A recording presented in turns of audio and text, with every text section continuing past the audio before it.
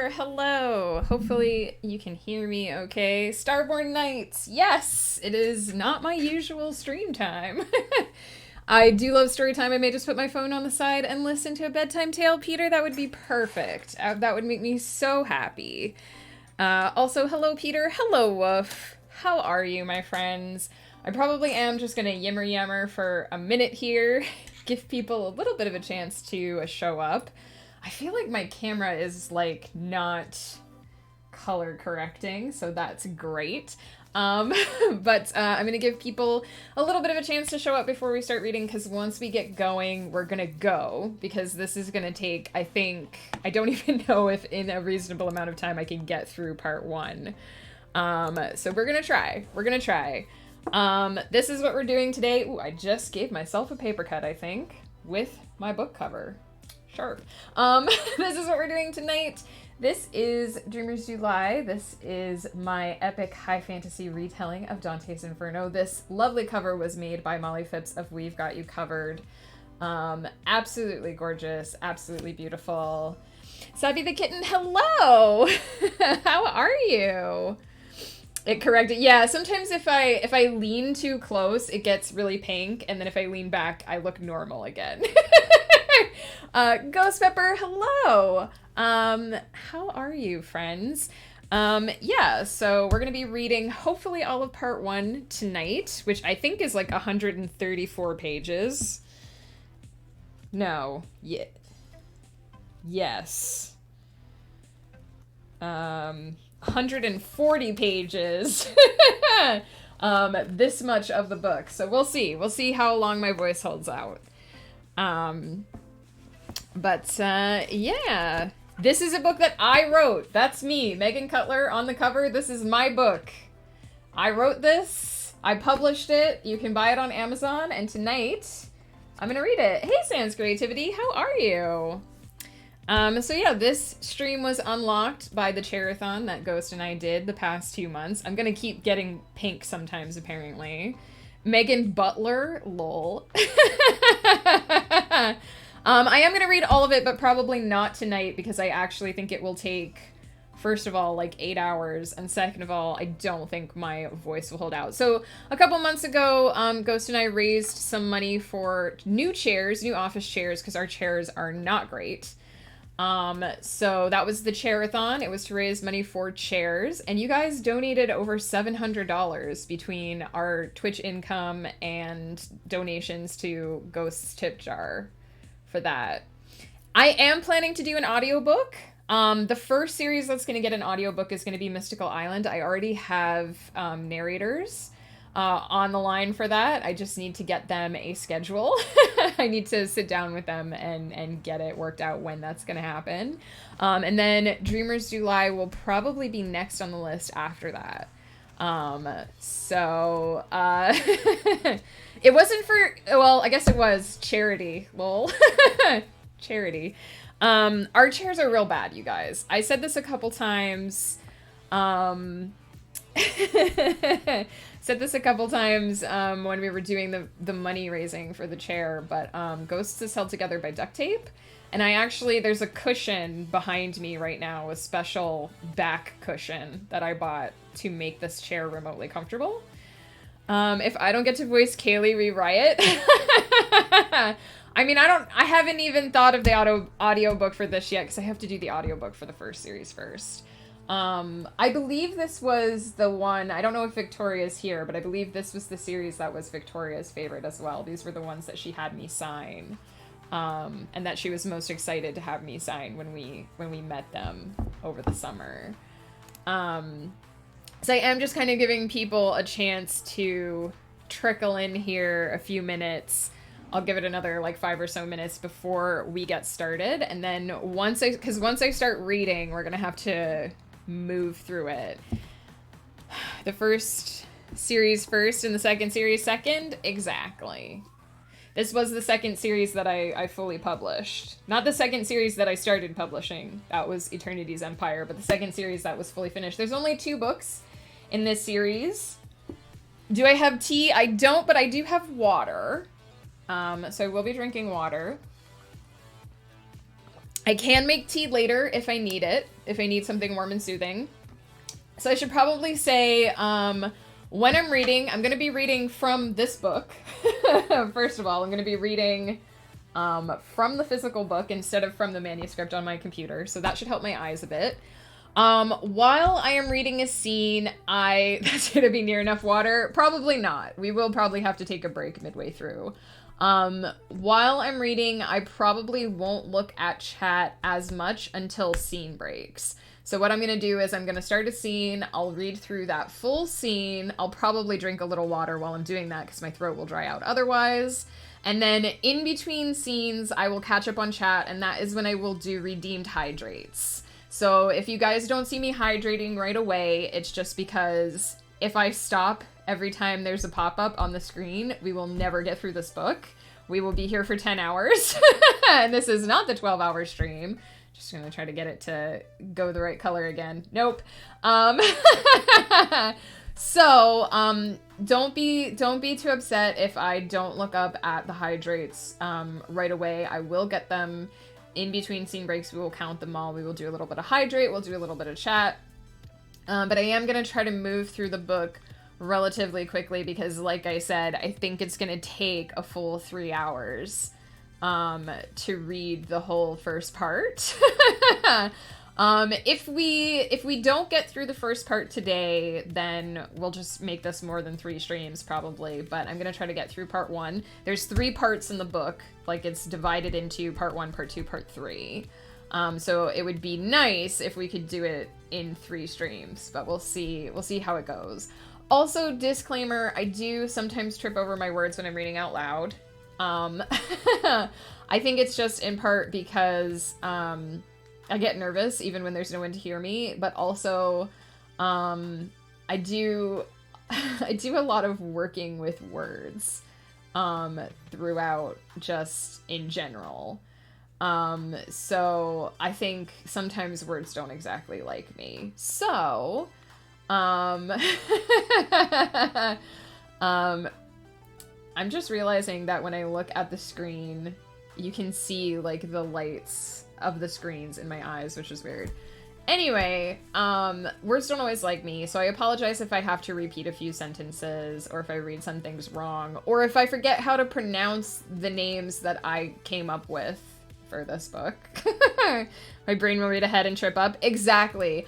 I was trying to read aloud a sentence that said crescent witnessed recently in my book, and I kept reading it cretness. I kept combining the 2 words, and I did it something like 4 times, and I was like, brain, please. It does not say cretness. It did not say that anywhere. But it was like I was anticipating saying crescent witnessed, and it kept coming out as cretness, and I was like, no, that's wrong. So yeah. So that's basically what we're gonna do is just, we're gonna read through, I'll catch up with chat in between. Please feel free to redeem hydrates. Oh shit, I forgot to do this before stream, so I'm gonna do it now. I am gonna turn off, just for tonight, I'm going to turn off the, accents, because I can barely read in my own, I can barely read in my own voice, let alone reading in accents. So for just tonight, we're gonna turn these off. Just because if I try to read in an accent, it's not gonna go well. Cretness never mean everyone's favorite Hungry James character. Oh my goodness. I knew that Woof would particularly appreciate that little information about me saying cretness a bunch of times, because Crescent is kind of originally from Woof's brain, so he kind of donated Crescent, and I guess by proxy Cretness to me. for the Aravalia Chronicles, so I know that he appreciates any little bit of information about Crescent he can get. But yeah, unless you guys have any questions, comments, things that you want to quick chat about before we get into the book, we're probably going to get started on the book. Here's the lovely title page, which is made up of the background image from this here. I thought that would be super cool. My cover artist helped me set this up. I'll never do it again because it was a huge pain in the ass, but it worked really well. For anyone wondering, this book was not written in, but was published in 2020. You can maybe see the information on here. Dreamers Do Lie, copyright 2020 to me, cover by Molly Phipps. We've Got You Covered book design. And it was first published in June. In June of 2020. That's when this book came out. So as I said, there are 3 parts. The first part is called Surrender to the Dream. And if you buy or read the book on Kindle Unlimited, there's a little quote in the beginning that I put in, from Romeo and Juliet, which is how the book got its name. It's from William Shakespeare's Romeo and Juliet, Act 1, Scene 4. Romeo says, "I dreamt a dream tonight." Mercutio says, "And so did I." Romeo says, "Well, what was yours?" And Mercutio said, "That dreamers often lie." And this is the beginning of his Queen Mab speech, which was part of the inspiration for this book. That dreamers often lie in bed asleep. It's a play on words, which I love. And then there's a map, you guys. This is what hell looks like. I drew this map. Looking back at it now, I have mixed feelings about it, but this is what hell looks like in this world. There are not 9 circles, as in Dante. There are only 7. But we will be learning about them. So it's a year and a half old publishing-wise.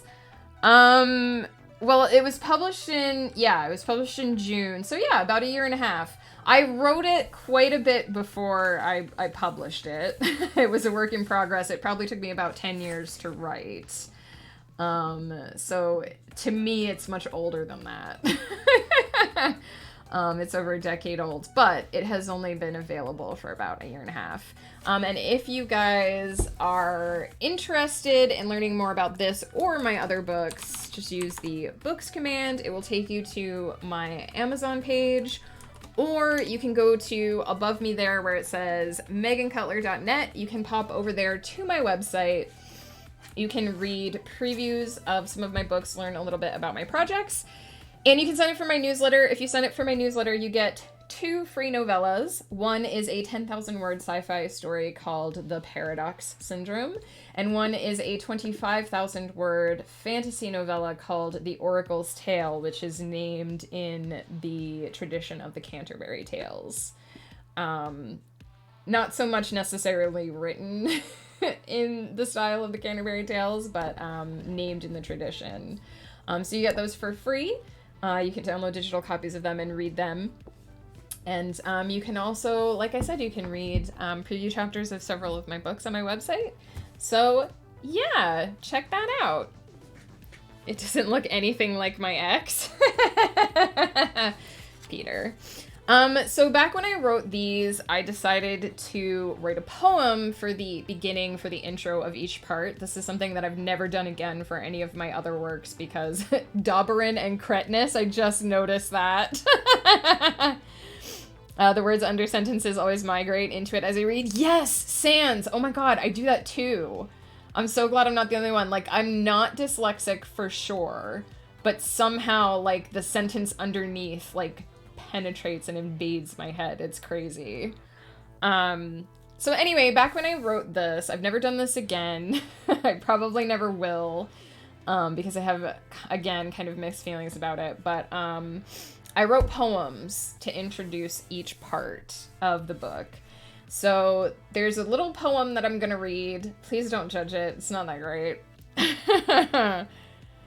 You're watching a movie instead of listening to me read a book that you've already read, Ghost Pepper? What? Excuse me? So part 1, Surrender to the Dream. I'm listening to you, but also I'm not. All right. Here is the poem. Oh gosh, I just almost knocked over my microphone.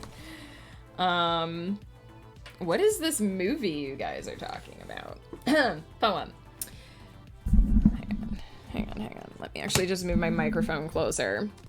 Close your eyes in velvet night. Wander under crystal starlight. The soft, sweet smell of a forest after rain. The crunch of leaves on the path from whence you came.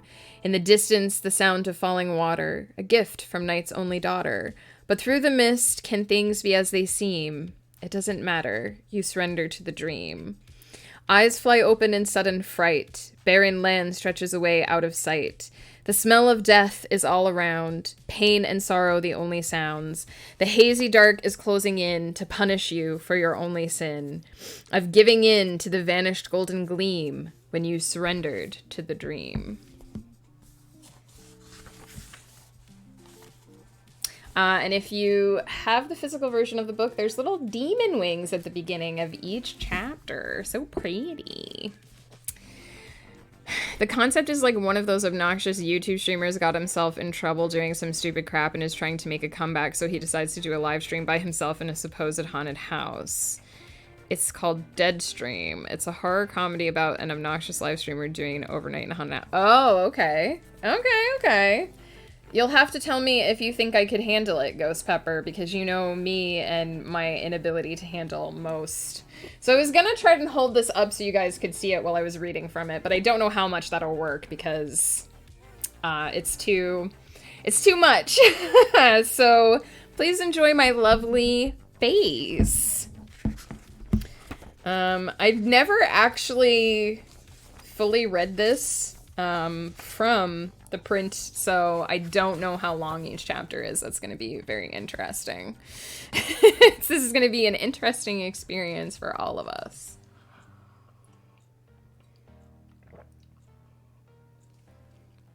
All right, if you guys are ready, I shall begin. I shall begin the book proper. Chapter 1 is called Ethilrotha. So this was his eternal resting place, his reward for faithful service. The ground bucked and swayed, knocking him off his feet. He thudded against the rocky riverbank, 1 foot inches from the churning water. The ground continued to gyrate beneath him to the rhythm of the river's current. Armand had never been much of a seaman. Solid ground was surprisingly difficult to manage after a full day crammed into a crowded riverboat piloted by a pale, bony figure in an ebony cloak. Without the stench and crushing press of bodies, he could breathe easier, but his legs wobbled as if made of mush. A whistle of chill wind whipped past his ears as he rose to his knees. Disturbed by the breeze, his long black hair momentarily obscured his vision. Clawing it aside, he surveyed his surroundings. Barren wasteland stretched in all directions, dull, drab, and dusty. Jagged boulders and ragged tors jutted from the cracked terrain. In the distance, a single stunted tree pierced the sky with twisted, brittle branches. What a charming place. To his left and right, other riverboat passengers struggled to progress. One raggedy man gave up walking, dragging himself on his stomach instead. With all the grace of a newborn calf, Araman stood and stumbled forward. His foot descended harder than he planned, and he winced. Walking had never been so difficult. His mind and body couldn't seem to work together. For a while, he focused on putting 1 foot in front of the other without falling on his face. Slippery stones littered the uneven ground. There was little else to break the monotony of the landscape. After the first hour, the dizzy, swirling sensation eased, freeing his thoughts for other things. He took inventory of his belongings. He still wore familiar leather armor. Metal bracers covered his wrists and forearms. Worn leather boots cradled his feet. His cloak was missing, but he wouldn't have worn it into battle. There was a disturbing hole in the left side of his shirt, just beneath a split in the armor protecting his chest.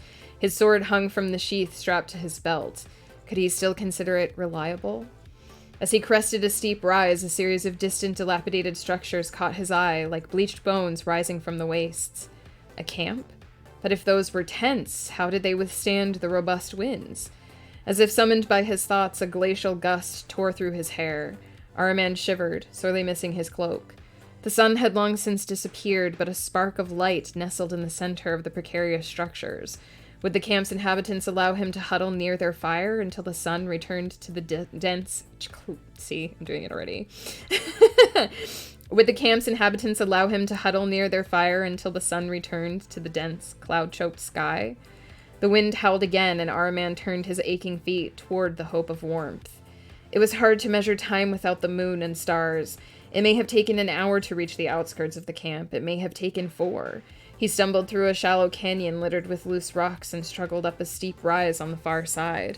The ramshackle structures were tents, made of threadbare fabric and rickety supports. There weren't enough to house the crowd clustered between the fires. He estimated each of the dozen shelters could comfortably house 4, 6 if the inhabitants didn't mind crowding.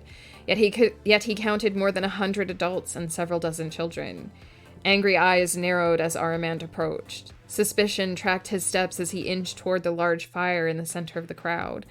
On the threshold, his boots scrabbled against a thick patch of gravel, and he fell to one knee. A hush fell over the crowd, broken only by the fire's crackle. The smell of roasting meat made his stomach rumble. How long had it been since he'd eaten? Breakfast had been sparse, and dinner the night before had been hastily consumed amidst battle plans and troop markers. The boat had contained only an ever-growing press of confused people and the ghoulish face of the boatmaster. Araman shuddered as he tried to rise, hands pressed against his shoulders, forcing him to lower. He tensed, bracing for a fight. "I mean no harm." His voice cracked. He cleared his throat and tried again. "I only want to speak to your leader." "Who are you?" a gruff voice demanded. "My name is Araman," he answered, lifting his head. A short man had never loomed so tall in his vision. Black curls fell in a mad tangle of hair and beard. Muscular arms crossed a deflated abdomen. Fierce eyes burned from the sockets of a skeletal face, all supported by legs that should have been too stubby to manage the bulk. His silence compelled Araman to continue. "This morning I commanded a legion of Onroth's army." A murmur passed among the crowd, carrying the words, "New arrival," and "hasn't figured it out yet." The unease he carried from the riverbank sank like a lead weight into his stomach. His fingers brushed his chest through the hole in his shirt. Fighting to keep his voice from trembling, he asked, "Where am I?" "Welcome, Araman," boomed the voice of the camp's squat leader. "To Ethel Rotha, the Badlands, the outermost circle of hell." Hell. He had been hailed a hero in the kingdom of his fellows, and he had been damned for it. He'd made a fine soldier, but not so fine a man, it seemed. "Cheer up, Araman. Most people in this circle were damned by circumstance. You'll be surprised how many soldiers end up here. But you should know our former deeds, titles, and reputations don't mean a thing in this place." Araman bowed his head. "Understood. Might I respectfully ask your name?" "Since you ask respectfully, I'm Iselt, leader of the Virilia clan." A hint of amusement gleamed in his deep-set eyes as he motioned to the crowd. Head spinning, stomach clenched, Araman fought to maintain his focus. This morning he departed a tent far sturdier than these with confidence for the coming battle. Whose steel stole his life? Had they put his body to the torch yet? Does it matter? He shook his head and scraped his fingers across the coarse stone on which he knelt. "I wondered what I could exchange for a night by your fire." Several angry exclamations answered his query. Assault silenced them by clearing his throat. "You learn fast, Commander. Our camp is open to the hardworking and trustworthy. That means back-breaking labor under watchful eyes. But for one night's grace, while you get used to your new home, you can exchange news of the war above." "I will tell you all I know, but my knowledge is limited to a single front." "Like others, we take what we can get," Iselt nodded. The pressure eased from Araman's shoulders. He rose awkwardly, wincing as icy wind raked his newly scraped knee. Hostile looks accompanied him as he limped in Iselt's wake. The crowd parted, allowing their leader to settle in a prime position next to the fire, which seemed smaller than it had from a distance, less inviting. The tents did little to block the wind, but Araman wasn't going to complain. Children darted among the adults, carrying small, chipped stone bowls. Araman sat beside Iselt and turned his hands toward the fire, grateful the tongues of heat held the chill at bay. Not expecting to be served any time soon, Armand paid the camp little mind until a harsh harumph once again summoned silence. An extra mouth to feed. Just beyond Armand's left shoulder, a wooden ladle threatened to clunk Verilia's leader in the head. The shrunken, middle-aged woman waving the ladle would only reach Armand's shoulders if he stood, yet she towered above Iselt. A tattered kerchief held her scraggly, dirt-colored hair in a heap on her head. You haven't bothered to look at the stores. It's hard enough to stretch for all we have. I'm well aware of the situation, Iselt barked. Information is as valuable as food around here, Duenba. We have this conversation every week. If you ever listened, we wouldn't have to. I don't want the littles to suffer. I'm sorry, ma'am, Armand interjected when the woman paused to sniff. I didn't mean to cause trouble. I'll try my best to make it up to you. Duenba looked stricken. Never mind, she huffed, spinning on her heels. You men just go back to your talk about wars. It's all you care about anyway. As she stormed away, a ripple passed across the canvas of the largest tent. The entry flap drew aside, spilling light into the night. Wide green eyes blinked in his direction, framed by a halo of fiery hair. A tiny jolt spilled across Armand's spine as his gaze locked with the stranger's. Iselt traced his stare and leapt to his feet. He shoved his way through the crowd, shouldered the young woman back inside the tent, and jerked the canvas closed. Pale fingers lingered a moment on the dirt-smeared cloth before they faded from view. Bewildered, Armand turned back to the fire. He glanced over his shoulder as Iselt returned to his place. The clan leader clapped him on the shoulder so hard he nearly fell over. Don't get any ideas inside that head of yours. You stay away from that tent and don't concern yourself with what's inside. Armand bit his tongue against a retort. I recognize a disciplined camp when I see one. Thieves don't make it far in Onroth, you know. Iselt grunted and fixed his gaze on the fire. A child scampered between them, depositing a bowl in Iselt's hand. Another regarded Armand nervously before passing him a portion. It was smaller than the others. Fair enough, he supposed. He hadn't done any of the work. He sipped the bland broth, savoring its warmth as it eased the ache in his gut. Well, Iselt demanded. This meal ain't free. Right, the war. Where should I start? What do you know? Last we heard, Vizold had just begun an all-out assault against Irant. He chuckled when surprise flickered across Armand's face. It ain't so difficult keeping track of mortal affairs down here, even if you've been dead hundreds of years. New souls arrive every day, all as eager for food and shelter as you. The tips of Armand's ears burned. Of course. The war dead wouldn't be sorted by nation. We get men from all 4 empires, usually low to mid ranks. If the generals are dying, they're deeper in hell than we hear from. Haven't found a Corvallan yet, though. They're just defending their borders. Can't imagine there's anything sinful about that. The way other soldiers talk, everyone's just trying to defend Corvala. The old gods must disagree. Araman snorted. They're all fighting over who gets to march through the gates and conquer Corvala. Anyone who thinks otherwise is naive. Iselt arched an eyebrow. You ain't no green recruit. I won't bore you with my credentials. I saw wars before this one. Everyone talks about the sanctity of Corvala, but the emperors don't care. Even in Nywar, where the church still holds sway, this war is about expansion, about who gets to control the holiest of lands, nothing more. Whatever they want, they seem determined. Near as I can tell, they've been at war a little over a year now. 11 months, actually, give or take a couple weeks. Time blends together on the battlefield. Damn, Iselt muttered. My calculations are still off. Time moves differently down here. His day on the riverboat certainly seemed endless. Everyone knows that, but no one's sure what the difference is. Seems inconsistent to me. In any case, Nywar and Vizold joining forces surprised the Irant legions, who were already deep in Nywar territory.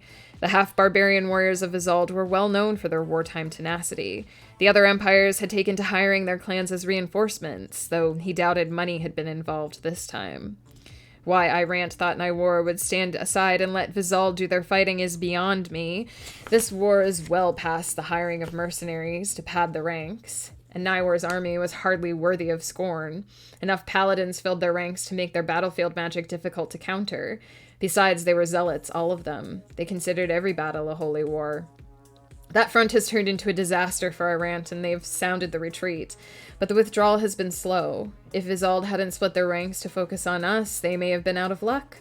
Irant's army wasn't used to fighting on the rolling plains of Niwar. Their favorite tactic was to strand their foes in the southern deserts, cut off their access to water, and pick them off in a series of quick raids.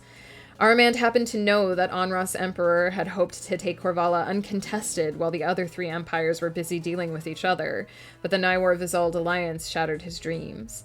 Isolde arched an eyebrow. I thought you only knew about one front. Armand bowed his head. I know most about the border between Irant and Onrath where I was stationed, but Irant's push into Niwar and subsequent retreat were relevant to my assignment.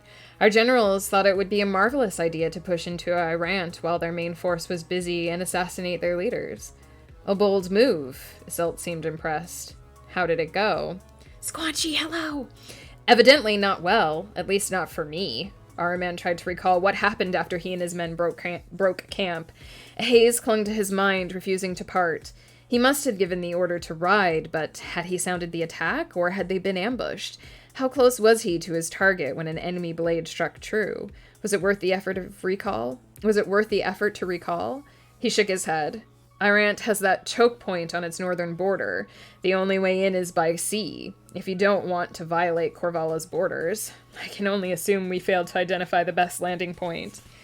It seems no one is any closer to their goal. We all thought the war would end when the curse on Korvala lifted. Araman set his empty bowl on the ground and stared into the flames. So did we, but then the emperors started pointing fingers.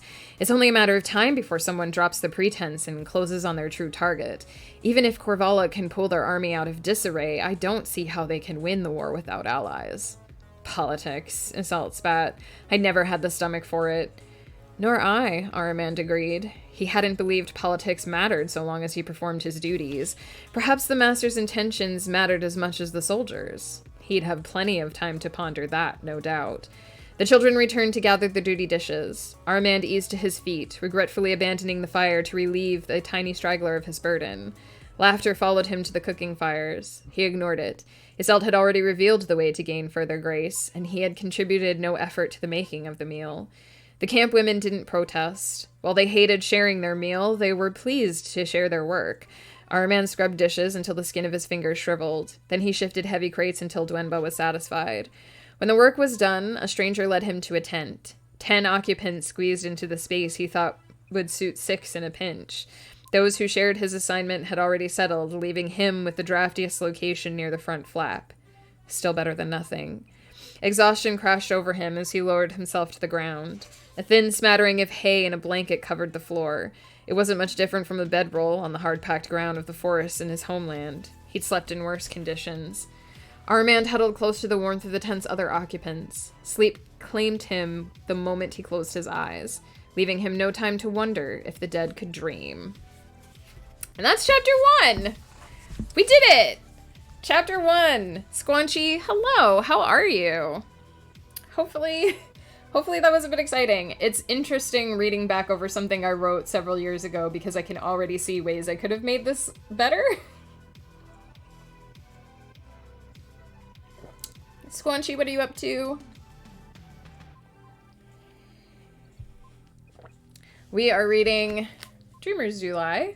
That's what you entered into. We have finished chapter 1. Not bad, not bad. I believe chapter 2 has 2 scenes in it.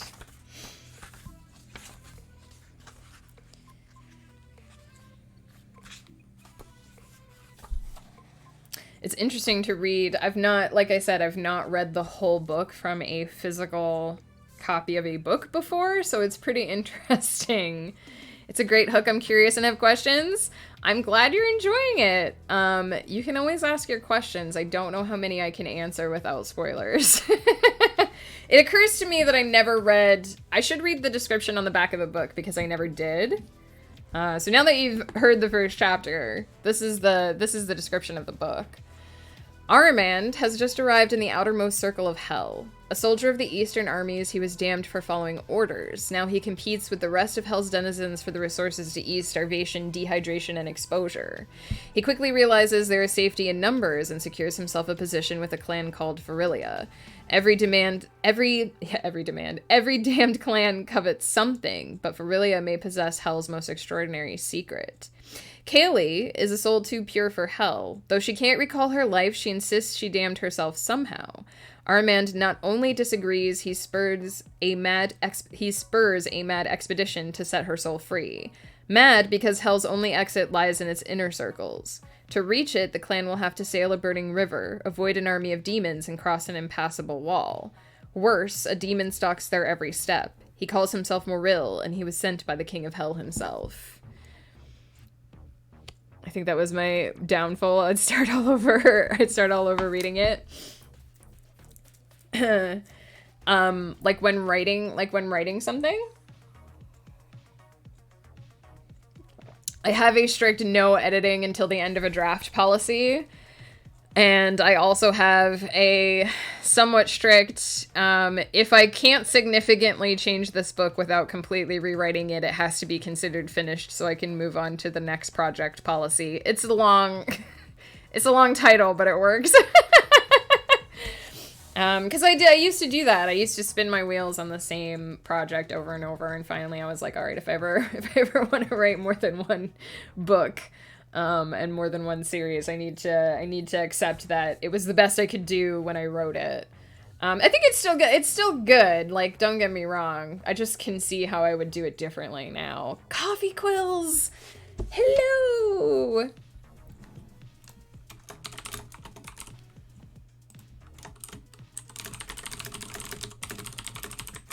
Just because I know coffee is always muted. I wanted to write my own stories and I could ever not edit. My advice is just barrel through, just Kool-Aid Man through straight to the end. Because it's actually really practical to wait until you know the shape of the story to start editing, because you're going to have to edit those scenes again anyway once you get to the end. Less than 4, even better than less than 3. Totally.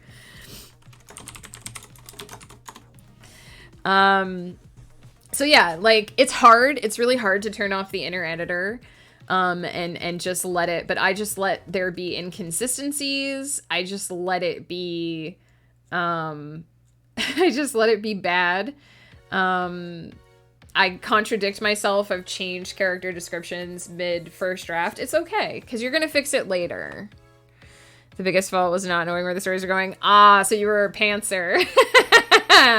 I know that feeling. I do outline now. I didn't, I actually, when I wrote this, didn't necessarily have an outline, but I do outline now.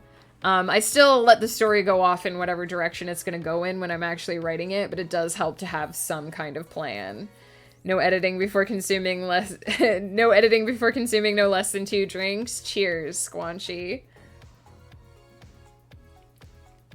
I'm going to start on chapter 2 because, like I said, if we don't if we don't go through these, we will never get to the end of part 1. But again, if you guys have any questions, comments, whatever, leave them in the chat. I'll catch up at the end of the scene break. So chapter 2 is called Clan Virilia. Morning came too soon. Jostled awake by an absent kick, Araman snapped his eyes open. It was dark inside the unfamiliar tent, and cold. Where was he? The sounds outside were too loud, too chaotic for a unit cutting through enemy territory. He sat up, his legs and back aching in protest. He reached for his cloak, but found it missing. The previous day came flooding back. The surprise attack, the empty hours on the crowded riverboat, the wasteland. Another of his tent mates tripped over him on the way to the exit. This time, he left the front flap open. Though the sun hid behind a cluster of bloated gray clouds, the Virilia camp was alive with activity. Men chatted even, as they stripped canvas from its crooked supports. Women doled out strips of dried meat for morning rations. There were no signs of children. Perhaps they were allowed to sleep in. Ignoring the tightness in his thighs, Araman slid to his feet. Shifting his weight from foot to foot, he stood awkwardly outside his tent, uncertain what to do. He could try to win himself breakfast, but it hadn't been included in his negotiations. He should help strip the camp, but he wasn't familiar with the protocols. "Morning, Commander," Iselt's gruff voice interrupted his indecision. Araman tensed. "Should I greet you that way? Araman tensed. "Shouldn't I greet you that way, Chief? There are no longer men under my command." "Indeed," Iselt grunted. "I see you haven't tried to steal breakfast. I hope that means I won't have to escort you out of our territory. I won't force your hand, but I had hoped to find you open to further negotiations this morning."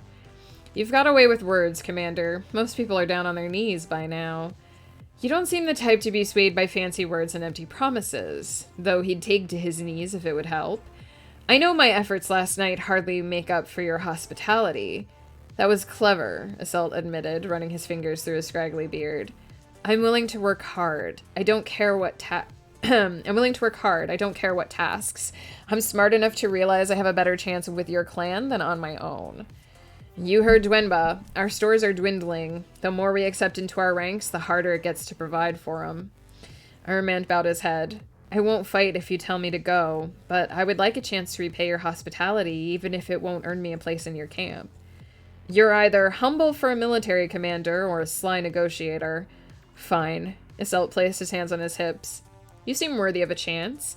Make a decent contribution to our supplies, and you'll be welcome among us." Araman swallowed a swell of excitement. He didn't imagine it was easy to find food in a place like this, yet his empty stomach fluttered, clinging to the tiny thread of hope.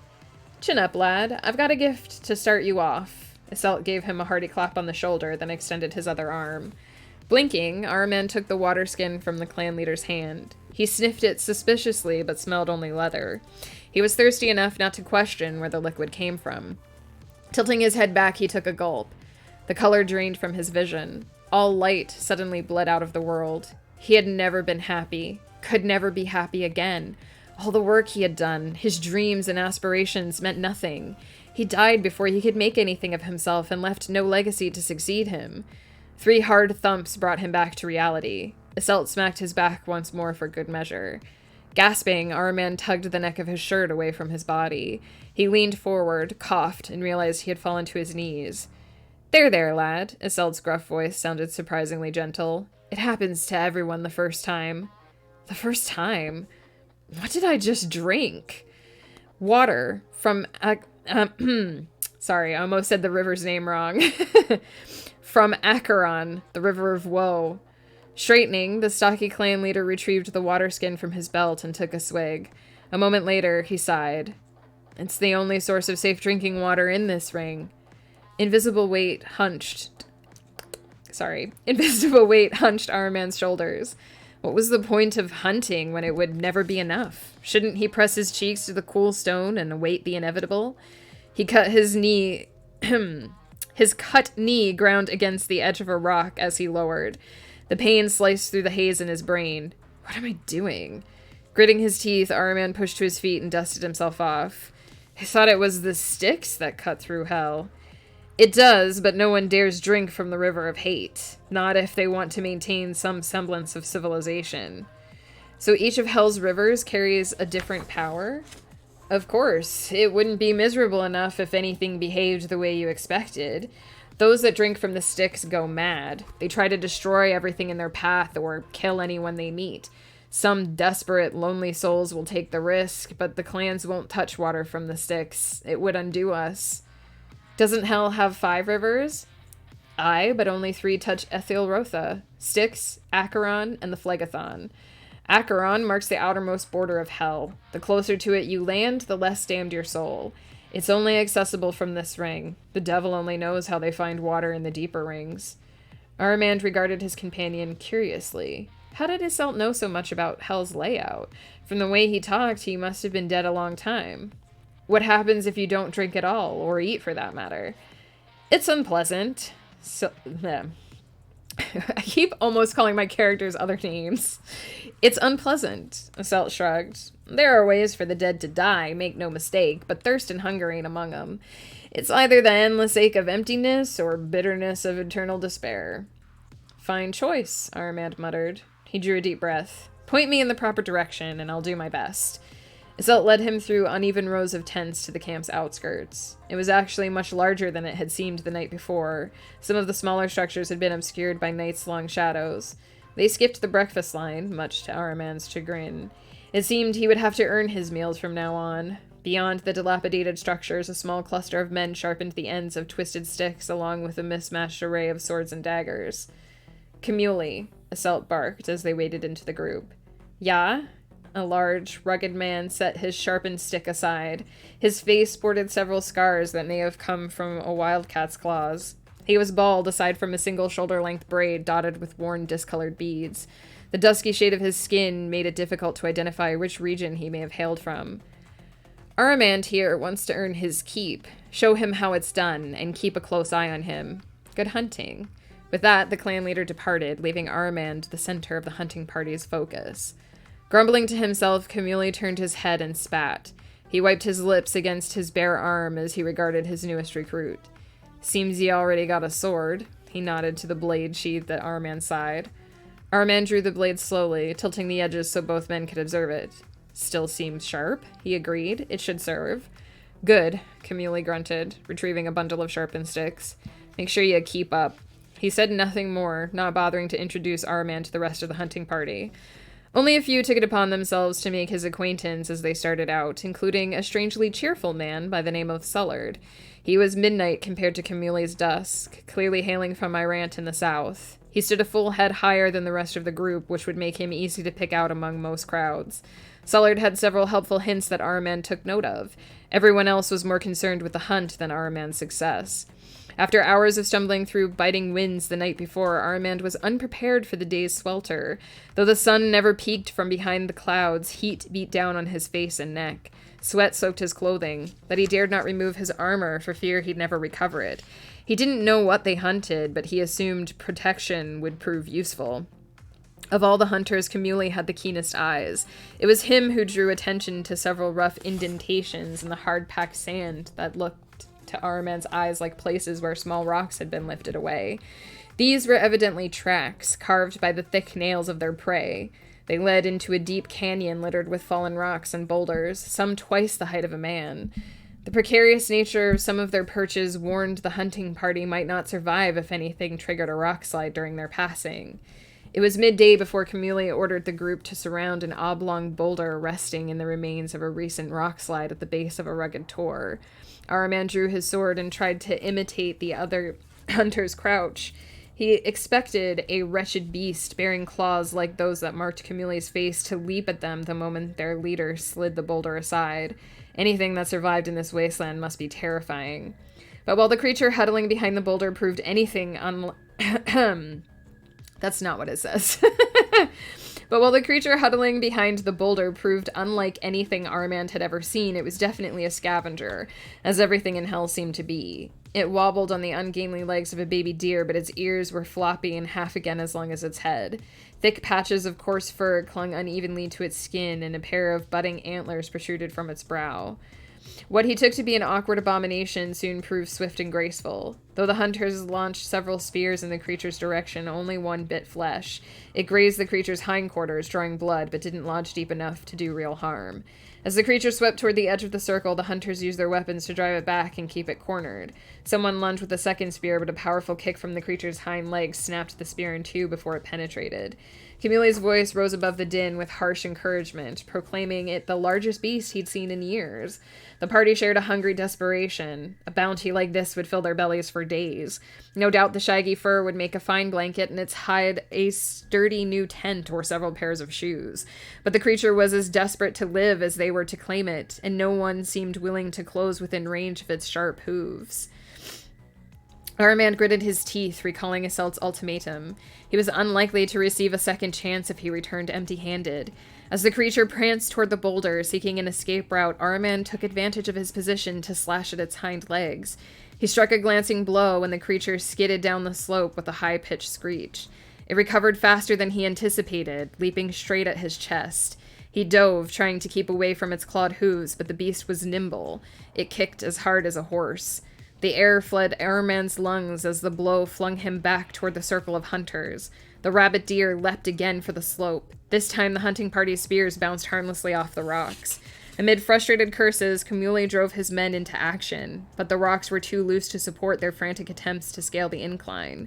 With a rueful smile, Sullard hauled Armand back to his feet. "That was brave of you, Armand, but foolish. You all right?" Still struggling to catch his breath, Armand nodded. Camuli cast them both a stormy glare. "Come on, men. We'll hunt elsewhere. Quickly now. That will have put us behind." "Don't mind him," Sullard grinned, helping Armand dust the grit from his armor. "Camuli thinks everything is a competition." Armand laid a hand on his chest through the hole in his shirt. This time his fingers came away bloody. The creature had scratched him, but the wound appeared to be shallow. Sullard waited for him to confirm his well-being before he joined the rest. A sharp sting joined the ache in Armand's calves, and the dull throb of his feet... Hang on, I gotta change the song. Boop. A sharp sting joined the ache in Armand's calves, and the dull throb of his feet as he shuffled after the hunters. Sullard quickly outpaced him. If Armand fell behind, Camuli probably wouldn't bother to take him back to Iseult for dismissal, yet his best efforts barely kept pace with the rear ranks. He paused a moment, kneeling to catch his breath. He leaned one arm against the side of the slope, and a splash of crimson caught his eye.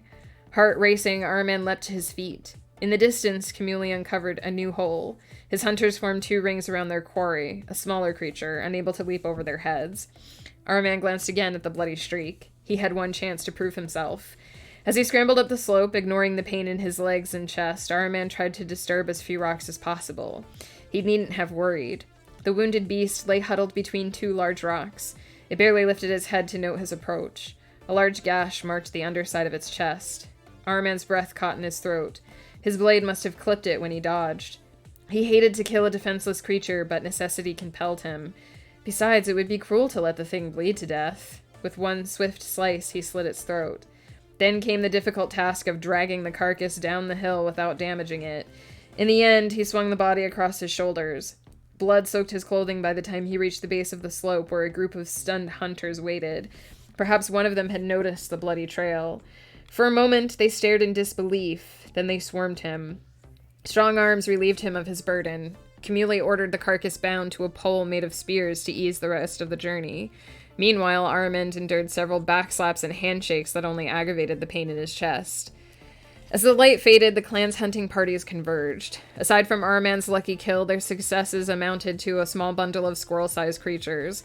No one could believe their good fortune when they marched the rabbit-deer carcass to the supply tent. Dwenba laid one hand over her heart when she saw it. Iseult's eyes bulged from their sunken sockets. "In all my years, this is only the second of this size I've seen." "Aye, and it's intact," Camuli boasted, sharing Armand's glory. "That hide is going to be useful." "That it is." Iseult's eyes found Armand's. "And you killed it alone?" "I don't think I can boast that," Armand protested. "I landed a lucky strike, and I paid for it, but I'm glad I took the risk." A hint of a smile graced Iseult's lips. "Well then, Armand, I believe you are once again welcome to share my fire." Relief couldn't heal his wounds, dispel the night's chill, or ease his aches, but it certainly helped. This time, he received an equal-sized dinner portion. Even so, he rose at the end of the meal and made his way to the cooking fires to scrub dishes. He'd better not get cocky. One stroke of luck wouldn't replace hard work. When the cleaning was done, the grateful women offered to tend his wounds. They scrubbed the scratches clean and dabbed them with a warm salve that eased the sting. Dwenba even took off his shirt and returned it with most of the bloodstains scrubbed away. Armand thanked them profusely before excusing himself. In the morning, he would offer to skin the new catches and prepare the meat unless Iseult wanted him for other tasks. For now, he returned to his crowded tent. His lucky kill hadn't afforded him a better sleeping position, but his tent mates seemed more accommodating. They huddled a little closer, sheltering him from the drafts that drifted through the closed flap. Low-key sounds like a quest giver. "If there will not be plushies of this creature, I will cry." Right? I feel bad that it had to die. It's a cute little rabbit deer.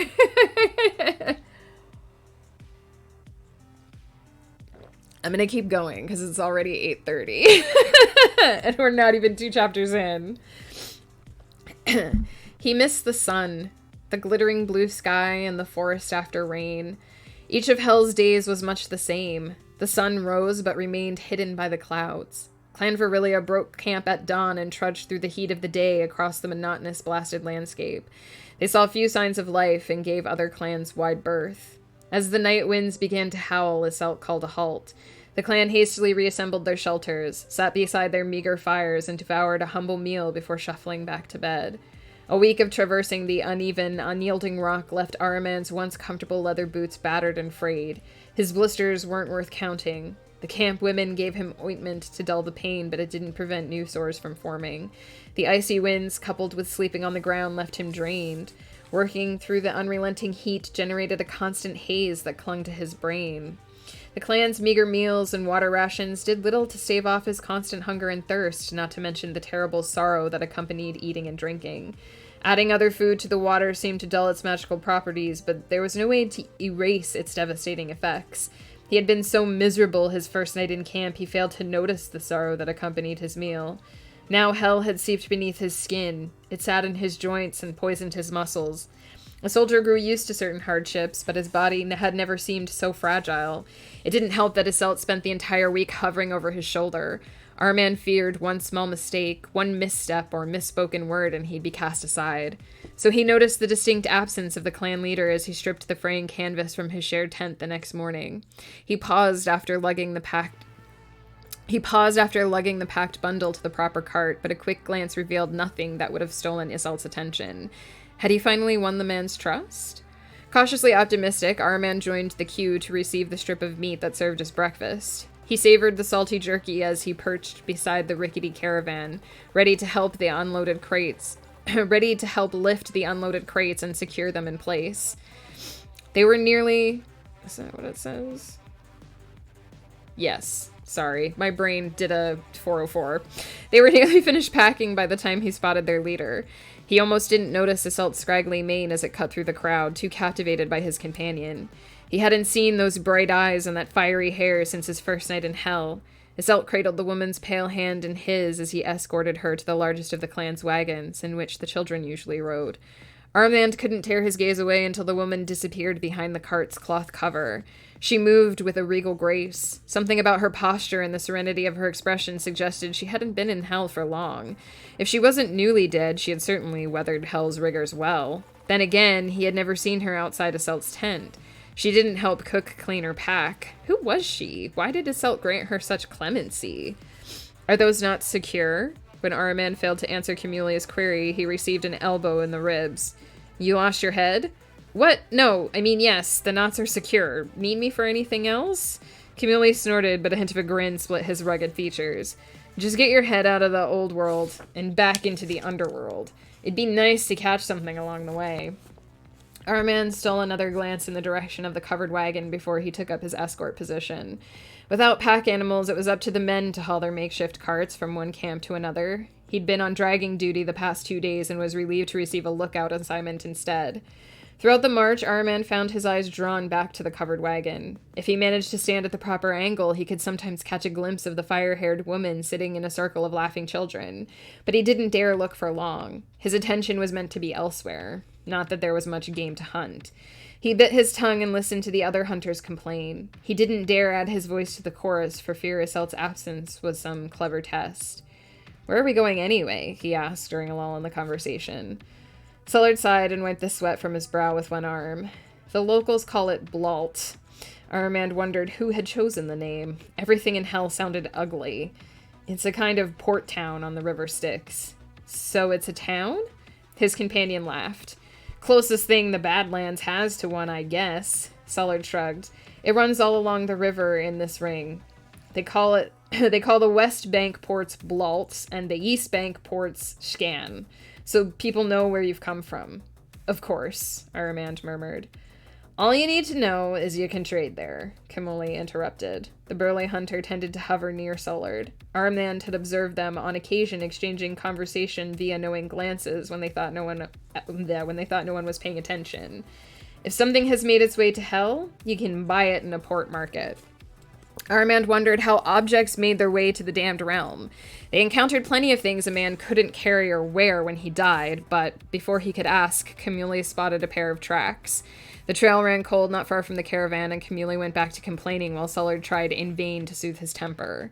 By the end of the march, Aramand was too weary to search for the strange woman. It took all his focus to complete his assigned tasks, and though he no longer needed to prove himself, Aramand volunteered to assist with the cleanup after the evening meal. He had grown fond of the clan women's company. Dwenba's gripe had proved accurate. The damned men spent most of their evening around the campfire speculating about affairs in the mortal world. What they didn't know about the war they tried to guess, a pastime Aramand had no desire to share. The women seemed more inclined to discuss their former lives and the circumstances which led to their damnation. Perhaps they were less embarrassed by their fate. Many admitted to stealing, a few to being unfaithful wives. Most came from difficult situations, spending the majority of their life on the street or trying to attract men who could give them more comfortable lives. And most were proud of their survival despite daunting odds, even if it ultimately tainted their souls. They were also more willing to answer his questions, and he had several to ask this evening. He waited until their usual banter subsided to speak. "Who's that young woman Iselt keeps hidden away?" He reached deep into the cleaning cauldron to retrieve the last of the dishes and tried to ignore the melancholy that sunk into his skin through his cuts. An eerie silence descended as he straightened. "Did I say something wrong?" Dwenba plucked a clean plate from his hand with a flick of her wrist. "Everyone asks sooner or later. I don't know why anyone's surprised." Her sharp tone sent everyone scurrying back to work. "I've only seen her a few times," Aramand replied as he transferred the rest of the dishes into waiting hands. "Given the way Iselt runs this clan, it seems odd." Several women snickered. Others snorted. "I'd sure like to avoid all the chores. We just don't smile as pretty as she does. If only charm were all it took to be successful, I'd probably still be living." "That's quite enough." Dwenba's harsh growl silenced the tittering women. "Lady Kaylee doesn't deserve an ounce of that ill will, and every one of you knows it." Aramand blinked. "Lady Kaylee? What happened to leaving our titles behind?" "There's an exception to every rule, isn't there?" Dwenba lightly squeezed his wrist. "I suppose Iselt wanted to set the lady apart. The damned are all equal when it comes to esteem, but the lady deserves some respect." "But what makes her special?" Aramand insisted. Part of him already knew. He'd seen the light in her eyes. "Iselt doesn't seem the type to favor someone for arbitrary reasons." Dwenba grinned. "Well, aren't you the wise one? We all have a good reason to respect Lady Kaylee. She isn't tainted like the rest of us." "Tainted?" Another round of giggles answered Aramand's question. "Damned, darling," Dwenba clarified gently. "Kaylee's soul is pure." Aramand's gaze swept the crowd. Most of the women avoided eye contact, and several hung their heads until he turned away. The edges of his lips twitched upwards as he turned back to Dwenba. "You're trying to make a fool of me, aren't you?" Dwenba shook her head, as solemn as ever. "I've never encountered a more serious topic. A girl belongs in heaven, not stuck in this wretched land of torment." "That's impossible. I'm no religious expert, but I'm pretty sure the old gods wouldn't let innocent souls slip through their fingers. If they did, there'd be dozens." "If there were dozens, we'd call them barely damned." Dwenba gave him a pointed look. "But there's only one, Aramand." "How could you possibly know that? Hell is vast, and you can't move beyond this ring." "I most certainly could, I just wouldn't be able to get back." "Then how do you know Kaylee's unique?" Dwenba leaned forward until her eyes hovered inches from his face. "You tell me, young man, you've seen her." Swallowing hard, Aramand retreated 2 steps. Pleased, Dwenba dried her hands on her tattered apron. "I don't know what tragedy brought an innocent to the shores of hell, but I know Our Lady Kaylee is special, and if ever the old gods existed, they'll find a way to lift her where she belongs. In the meantime, Iselt takes care of her as best he can. Thank goodness he found her before anyone else did."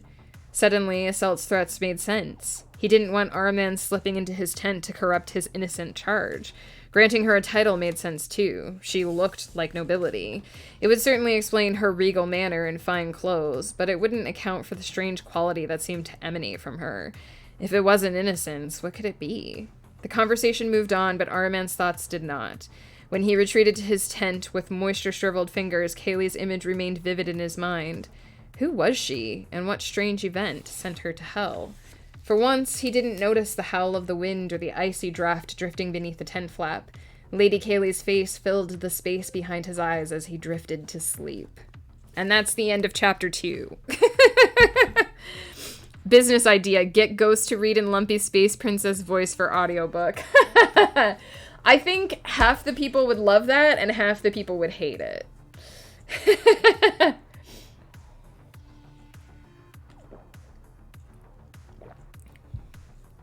Oh my goodness. I fear that we are not going to be able to get through all of these, all of part 1 tonight, but we're going to try. We're going to try. Chat, how are you doing? How is it going? Why am I here? Hello. So when does the main character become Ghost? That is right. Ghost has read this one, actually, so he can speak with authority on what happens in this book. He know already.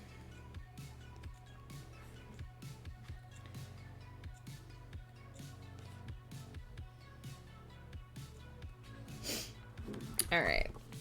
Again, I'm going to keep moving pretty quickly, but let me know if you guys have any questions. He's not reading this story, but he has read it. This is his favorite one, actually. I gotta get hopefully a little more comfortable. My salt emote got approved. Show it to us. Why? Yes, Ghost is my husband. If you hear Ghost and me sassing each other, it's perfectly normal. Ghost is my husband. We've been married almost 20 years. I think it'll be 20 next June. It's Mr. Salt from Blue's Clues. Oh my gosh. That's so cute. I love it. I also like that it's Why Am I Salt? Oh my goodness. That's awesome, Why? I just talked to Mumbles today about my next set of emotes, and I'm super happy. I realized, though, that when I got off the call, I forgot to ask her about sending me an invoice, so I'll have to have her do that tomorrow. But for now, let's read chapter 3. Perfect for golf with your friends? Absolutely.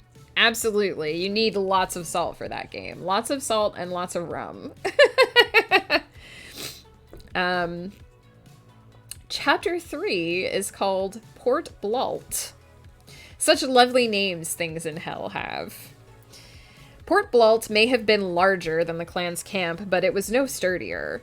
As wood was too valuable a resource to waste, most of the town structures had been cobbled together from loose stone. Those ramshackle foundations were covered by the same hide and canvas the clan used for tents. A smattering of rough fire pits glowed at irregular intervals among the sheds and stalls. The lackluster huddle of buildings stood well back from the riverbank, probably so no errant tide could sow chaos among the population. A series of rickety docks sat astride the river. Dingy vessels made the crossing from one side to the other. The poor souls assigned to unload cargo lashed themselves to metal stakes not far from shore. Aramand couldn't tell if the sailors took similar precautions. It was difficult to determine the port's regular population, so choked was it with visiting clans. Iselt drove his people until well after nightfall before choosing a satisfactory campground far enough from the other clans their borders were unlikely to mix. Yet no one complained as they unpacked and assembled the tents, speaking instead with subdued anticipation. Aramand wouldn't call the atmosphere festive, but anything less than oppressive marked a difference. If we're playing golf with friends, I'm always salty. Even at this hour, Blault bustled with activity. No sooner had they finished raising their camp than did a swarm of locals invade. They brought food with them, distributing servings among the clansfolk as they filtered toward the central fire. Just as Aramand purchased his first night among the Virilia with news of the war, the clan repaid the citizens of Blault with news they carried from abroad. Aramand hadn't thought about much beyond the clan's daily routine. He assumed Hell's outer ring would be the same everywhere, the same mindless drudgery, the same endless misery. But when it came time for the port occupants to share their tidings, they grew restless. "There's talk of demons," murmured an aged man with a bent back. Echoing murmurs carried the news throughout the crowd. "Everyone's heard those stories," Iselt grumbled. "They go down into the city sometimes. People claim you can hear the screams from the outskirts when they drag the foul ones into the prisons." The old man shook his head. "These are on our side of the border." That got Iselt's attention. "What do they want in the Badlands?" he demanded. "Can't be certain," a withered old woman replied. "They carried some poor sods into the city, scaled the walls and tossed them down, but no one wants to stray close enough to learn more." Iselt grunted. "There's always trouble on the border. There's a lot of land between there and here." The anxious murmurs of the port inhabitants suggested they didn't share Iselt's confidence. The flickering firelight illuminated many grim faces. "Suppose that depends whether they find what they're looking for," the hunchback old man shrugged awkwardly. The exchange left a palpable anxiety in the air that didn't dissipate when the villagers began to drift back to their homes. Many of the clansfolk lingered longer around the fire than usual, pursuing topics of personal interest with the animated locals. Iseult had questions for new arrivals. Camule sought fertile hunting grounds. Sullard seemed to be on a quest to make everyone laugh. Since there was no cleaning to do, Araman sat beside the fire, knees folded in front of him, chin resting on one palm, watching the fading flurry of activity. Most of the topics up for discussion didn't interest him, but there was no reason not to let the words wash over his ears. If information served as currency in hell, any tidbit might eventually prove useful. Iseult fidgeted more as the night went on. He often glanced over his shoulder toward his tent and muttered under his breath. Whenever an errant villager wandered too close, he rose and chased them away, pacing like an agitated sentry. Aramand understood his apprehension. The Badlands inhabitants might have no reason to fear demonic invaders, but Iseult certainly did. Aramand's eyes strayed toward the tent the stout man protected. Could the demons be looking for the woman within? Curiosity compelled him to stay until the howling wind had driven everyone else to shelter, until Iseult settled next to him with a sound halfway between a grunt and a sigh. "Something on your mind, Commander?" Aramand met the clan leader's gaze. "I wish you wouldn't call me that." Iseult arched one shaggy eyebrow until it disappeared beneath his bangs. "What keeps you out so late, Aramand?" His eyes drifted toward the tent again. "Dwenba told me about the young woman you're hiding." "She told you about Lady Kaylee?" The unbridled hostility in Iseult's growl made Aramand shiver. "I asked. You get to recognize people's faces quickly when you've commanded an army under constant threat of infiltration. I saw a stranger and wondered about her. Was she not supposed to tell me?" A soft rumble issued from Iseult's throat. There's no telling Dwenba what she can and can't do. I suppose you'd find out sooner or later." It was difficult to keep a secret in quarters as close as these. That this one had taken so long to uncover was a testament to Iseult's choice of companions. Armand watched the campfire's flames jump and dance for several seconds before he spoke again. "I understand why you want to protect her, though I'm not sure I believe what Dwenba does. Might be better if you don't. Might keep you from sticking your nose where it doesn't belong." Armand lifted both hands, palms facing the smaller man. "I'm not trying to interfere, I just want to understand. How could an innocent soul end up here?" Iseult didn't answer. They sat a long time in silence. Armand was about to excuse himself when the clan leader drew a deep breath. "I've been dead a long time. I've never seen or heard of anything like Lady Kaylee before. And demons in Athilrotha? You could go 100 years down here before you heard that again." "I wondered," Armand admitted, his voice barely more than a whisper, "if it might have something to do with her. It's nothing you need to worry about. You just do what I tell you to do. Never mind those demons would destroy them all if they came looking for the so-called innocent woman. Look, I understand. I spent time among spies. They taught me how to look at things differently." He drew a deep breath and held it, preparing to enter dangerous waters. "I noticed your shrewd questions tonight. You aren't just interested in the war above, you're looking for an exit. So what if I am?" Fire blazed in Iseult's eyes, and Armand instinctively shrunk away. "It's a noble cause, trying to save a lost soul. Dwenba thinks Kaylee's lucky you found her before anyone else. If you are looking for an exit, I think she's right." Sorry, 404 error. Iseult clenched his fists, the sinister tilt of his jaw making it look as though he wanted to tear Aramand's head from his neck. "What would you know?" "I know it's why I went to war. To protect innocents, I mean. Territory skirmishes are one thing, but what happened in Korvala was wicked. They didn't know what was happening until the food began to rot in the fields. By then, the sickness had already spread. If the rumors are true, they couldn't even tell the water had gone foul. How do you fight an enemy like that? I couldn't stand the thought of that curse spreading to Onroth. I was terrified I'd have to watch my family wither and die." Iseult furrowed his shaggy brow into a grimace of skepticism. "You had a family?" "Everyone has some kind of family." Armand tried not to sound insulted. He didn't give the impression of a family-oriented man. "My mother's still alive, as far as I know, and 2 brothers, though they've probably been drafted by now, and a sister, happily married, probably with a litter of kids since the last time I saw her." The noise Iseult made in answer may have been meant as an apology. Armand decided to treat it that way. "I figured someone had to do something to keep them all safe and happy, to find whatever twisted mage crafted that curse and prevented To find whatever mage... I'm going to read the sentence right, you guys. To find whatever twisted mage crafted that curse and prevent them from ever weaving another such spell. Even if it meant killing men who were just following orders, or sneaking behind enemy lines to assassinate their generals. A bitter smile split Araman's lips. Listen to me waxing eloquent about the reasons I'm damned. Maybe it was never as noble as I thought. Maybe I was just feeding another emperor's rabid desire for expansion. But I do understand wanting to protect something greater than me. Right or wrong, I convinced myself I did that every time I marched into battle. You may fancy yourself a noble hero, Commander, Iselt sneered the title. But I've heard every yarn a man your age can spin. What's it matter if I'm looking for an exit? His eyes narrowed to slits. You know of one? Araman swallowed hard and tried to ignore the sweat coating his palms. Soldiers work hard to ignore the stories surrounding death. How would a man like me know something like that? How does anyone learn about the outlandish? They ask the right questions. Every myth has a shred of truth if you dig deep enough. Iselt sounded frustrated. How long had this innocent soul been in his care?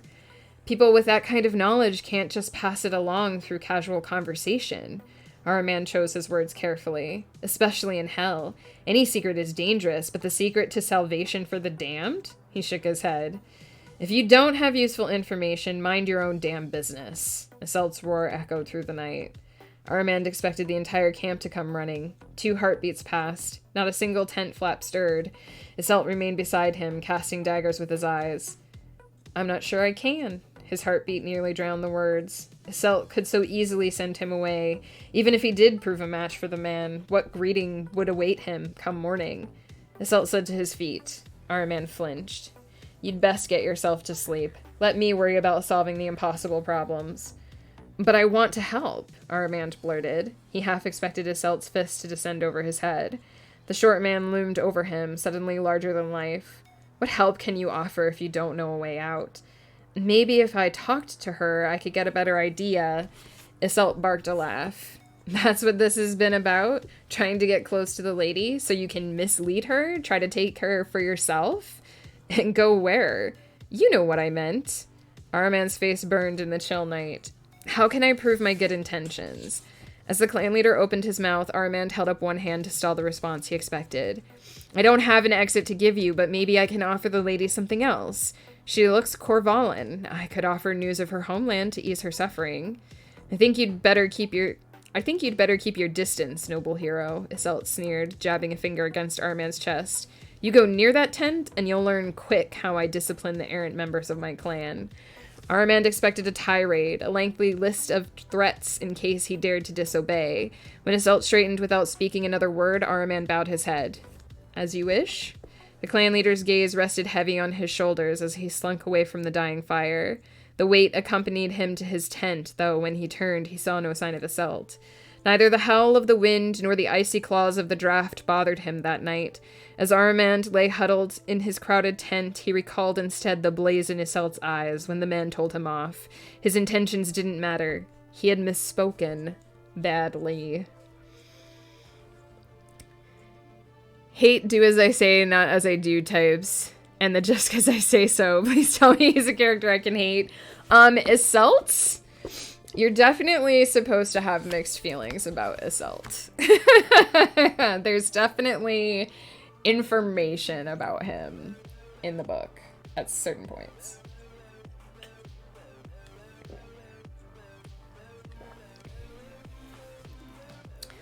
Oh my god, it's almost 9 o'clock. I don't think we're gonna get through 12 chapters. We're not even done with 3.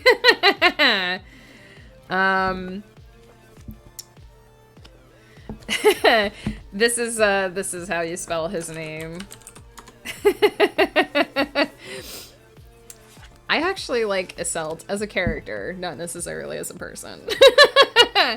I have a special place in my heart for all these characters because it was this was like the most detailed cast I had written at the time. There were really only like 5 main characters in the Mystical Island trilogy. So I liked having this little band of misfits. Although I think my favorite is Dwenba. She's best girl. Yeah, I like Iselt as a character. I would not be able to put up with the Iselt, but That's just me. It gets, I shouldn't say anything, but you'll see more of this boy. Let's finish chapter 3. And then we will take a break. That'll put us about 40 pages in. So let's see if we can get...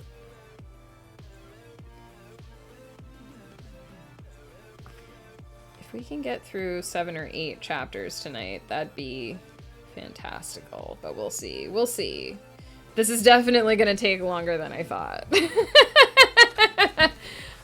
Reading silently goes faster. But let's finish chapter 3. Aramand woke with a start. His tent was empty. If not for the reassuring shade cast by the canvas, he might have believed the clan left him behind. He stretched into the open space. A thin strip of light ringed his haven. The chill winds had dissipated. Warmth soothed his sore muscles, offering the first hint of relief since his arrival.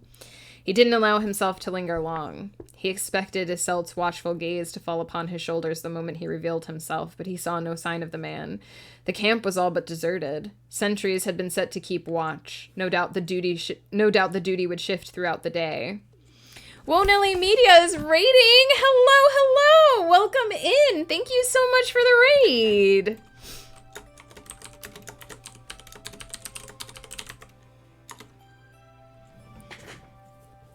How was your stream? What were you working on today? We are reading a book, so I might not be as talkative as usual. This is my book that I wrote, Dreamers Do Lie. We are just in the middle of chapter 3.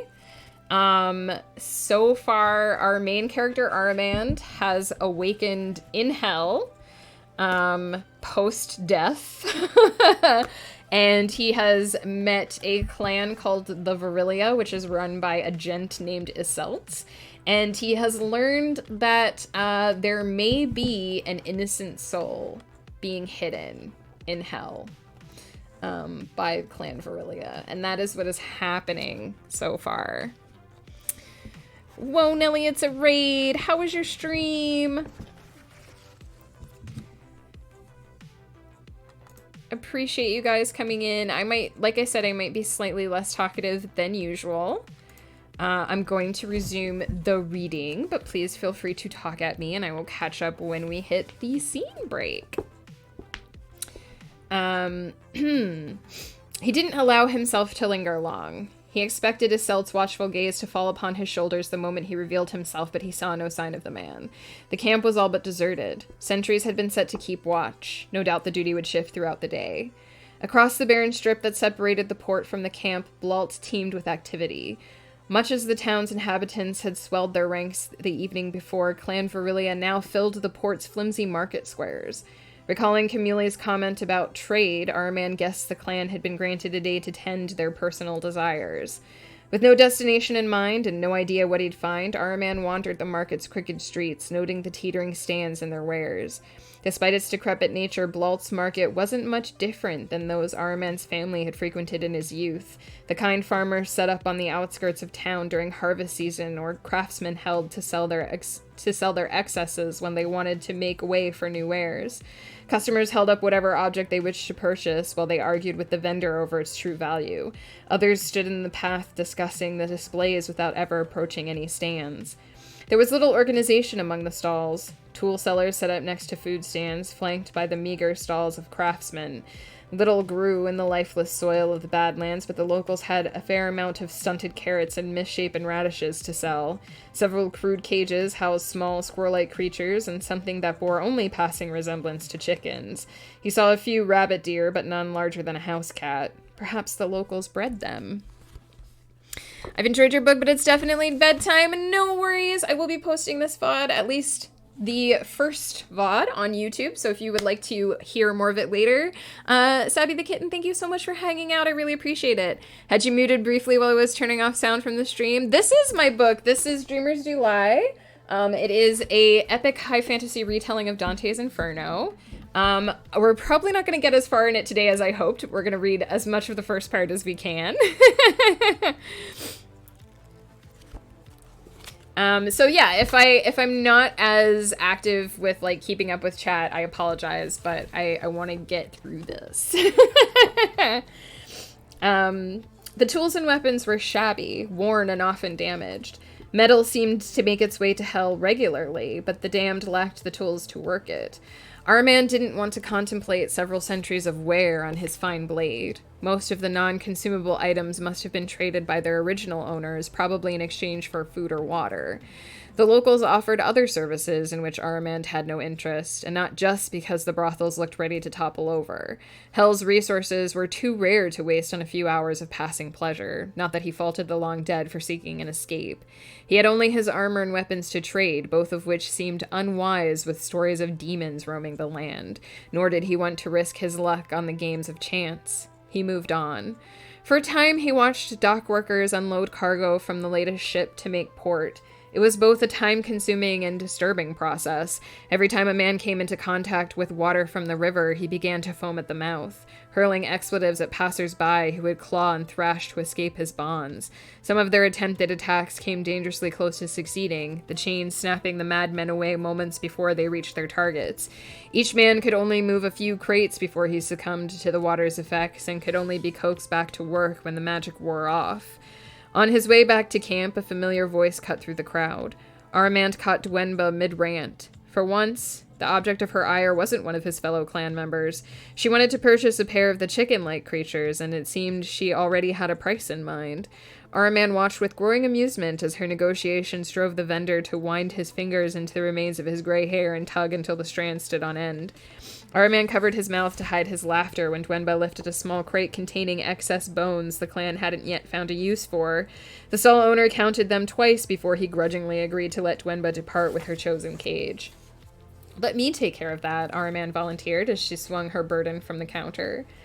"Aren't you a dear?" Smiling, Dwenba set the cage on the ground. "Today is supposed to be a day of rest," she chided as she scooped it up and followed... That's not what it says. "Today is supposed to be a day of rest," she chided as he scooped it up and followed her through the crowd. "Why, Dwenba, are you scolding me for working when you never stop?" "Did I say dear?" Dwenba paused to cast a mock stern glance over her shoulder. "I meant scamp." Aramand chuckled. "I haven't anything to trade, and your haggling benefits us all. I could learn a thing or five watching you work." "You do something long enough, you learn the ins and outs," Dwenba shrugged. "You were a soldier, can't you negotiate?" "On the battlefield, maybe, but the army supply masters provided my legion with everything we needed. I don't know the first thing about market transactions." "You sound like a Celt," she clicked her tongue. "He hasn't learned that yelling at something won't always make it give way. The first and most important thing is that every vendor in every market is trying to take advantage of you, Aramand. They set the first price so outrageously high that you'll settle for another absurd price by the end." "Sounds about right." "You have to know what everything is worth. In hell, nothing comes with a quality guarantee. Take these chicks," she indicated the cage. "We might get a couple eggs out of them, if we're lucky. But they might just as soon fall over dead tomorrow, and then all we've got is a little bit of meat, bones, and what might pass as feathers." "So you haggle to the lowest expectation?" "Yes, but you have to be clever about it. The merchant isn't going to part with goods if the offer isn't somehow favorable. Excesses are rare, but they don't do you much good if you can't turn them into something useful. You must always be willing to walk away." That merchant looked ready to leap in the river. They entered the large tent where the clan kept its stores. Aramand set the cage atop a pile of crates. 3 women sat nearby counting items from various open boxes and marking their tallies on a piece of worn hide with stubby charcoal sticks. Dwenba barked a laugh. "He didn't anticipate my experience with hell's creatures. Ava, pass me that crate of extras. I have a mind where to take them." "I'll get it." Aramand rushed to relieve Ava of the burden. For the rest of the afternoon, he trailed Dwenba through the market, noting her manner and body language while she haggled. She focused on food, turning the clan's precious surpluses into provisions for the next leg of their journey. A spool of thread earned her a bucket of root vegetables. Small strips of hide gained her a jar of salt. She walked away from several deals, sometimes settling for items of lower quality and greater quantity. Aramand hauled all her acquisitions back to the storage tent. When her negotiations hit a snag, he volunteered to fetch items she left behind. On his way, he scanned the stalls for better deals using the instructions she gave him. Twice, she complimented his sharp eyes for spotting opportunities she missed. It was strangely enjoyable. The heavy lifting didn't bother him despite the oppressive heat. Duenba had turned haggling into an art, each performance delightful to behold, and she gave him tips after every encounter. When they finished, Araman slumped onto an overturned crate outside the supply tent, ready to welcome the chill night winds. Despite the sweat and fatigue, his spirits were high. It was possible to build some sort of life here. It would always be difficult and might never mean anything, but his eternity would be far from empty. A chill ran up his spine. He turned, familiar dread settling in the pit of his stomach. Iselt stood on the outskirts of camp, peering at him through narrowed eyes. The weight of his gaze remained even after Duenba returned to resume their interrupted discussion. As night fell, life returned to the camp. Men gathered by the fire while the women prepared dinner. Children flitted back and forth, distributing portions. Duenba barred Aramand from cleaning duty, insisting he take some time to rest. He decided to retire early, knowing the lazy mornings and easy workload wouldn't last. He was halfway to his tent when Iselt intercepted him, arms crossed over his chest. He didn't have anyone with him, but he probably didn't need extra muscle. Aramand kept his arms at his sides, and his expression as blank as he could manage. "Have I done something wrong, Chief?" "Just the opposite, it seems." The clan leader's voice was low and gruff. "That displeases you?" "I've been in hell a long time, and I've never met a man like you down here." "Didn't the other members of the clan work hard to earn their place?" "Is that what you're doing? Earning your place every day?" "I certainly don't want to lose it." "So you sought Duenba in the market to make up for your That's not what it says. "So you sought Duenba in the market to make up for your behavior last night." "I didn't seek her," Araman protested. "I happened upon her, and she looked as though she could use some help." "What made Duenba worthy of the favor?" "What do you mean? Duenba works harder than anyone in this camp. She keeps us fed and clothed and keeps our shelters from disintegrating. If I still commanded an army, I'd want her in charge of my stores. Besides, she's good company." Iselt's lips twisted. "You do have keen eyes." Araman blinked. "You followed us?" "I may have seen a thing or two. If the damned measure wealth and riches, old Duenba would be worth her weight in gold. I don't want anyone to lure her away." "Slim chance of that," Aramand muttered. Iselt arched an eyebrow. "What's that supposed to mean?" "Having spent the day watching her haggle, I don't think you have much to worry about." The clan leader's dour expression finally softened. "You still want to help Lady Kaylee?" Aramand hesitated. "If I can. I know a lot about what happened in Korvala, maybe more than you've already heard." "Why not pass it on to me?" "I will if you like." When Iselt didn't respond, he added, "It may be presumptuous, but I find it easier to offer solutions to problems I understand." Iselt cleared his throat. "I mentioned your offer to Lady Kaylee over dinner. She'd like to take you up on it." Aramand's breath caught in his throat. Before he could answer, Iselt took a menacing step forward and rose to the tips of his toes to glare in Aramand's face. "If you so much as think about misleading her, I'll have your head on a pike." And that's the end of chapter 3. We're on chapter 4 now. Oh my gosh. This book is longer than I remembered in my brain spaces. Well, Nelly Media, thank you again so much for the raid. Sorry I didn't linger too long over the chat before, but I just wanted to get through that scene. I'm probably going to take a quick break, refill my water, because I'm moving through it quite quickly. If you can imagine. So I'm just going to take a quick bio break, and then we'll come back and we'll do a few more chapters.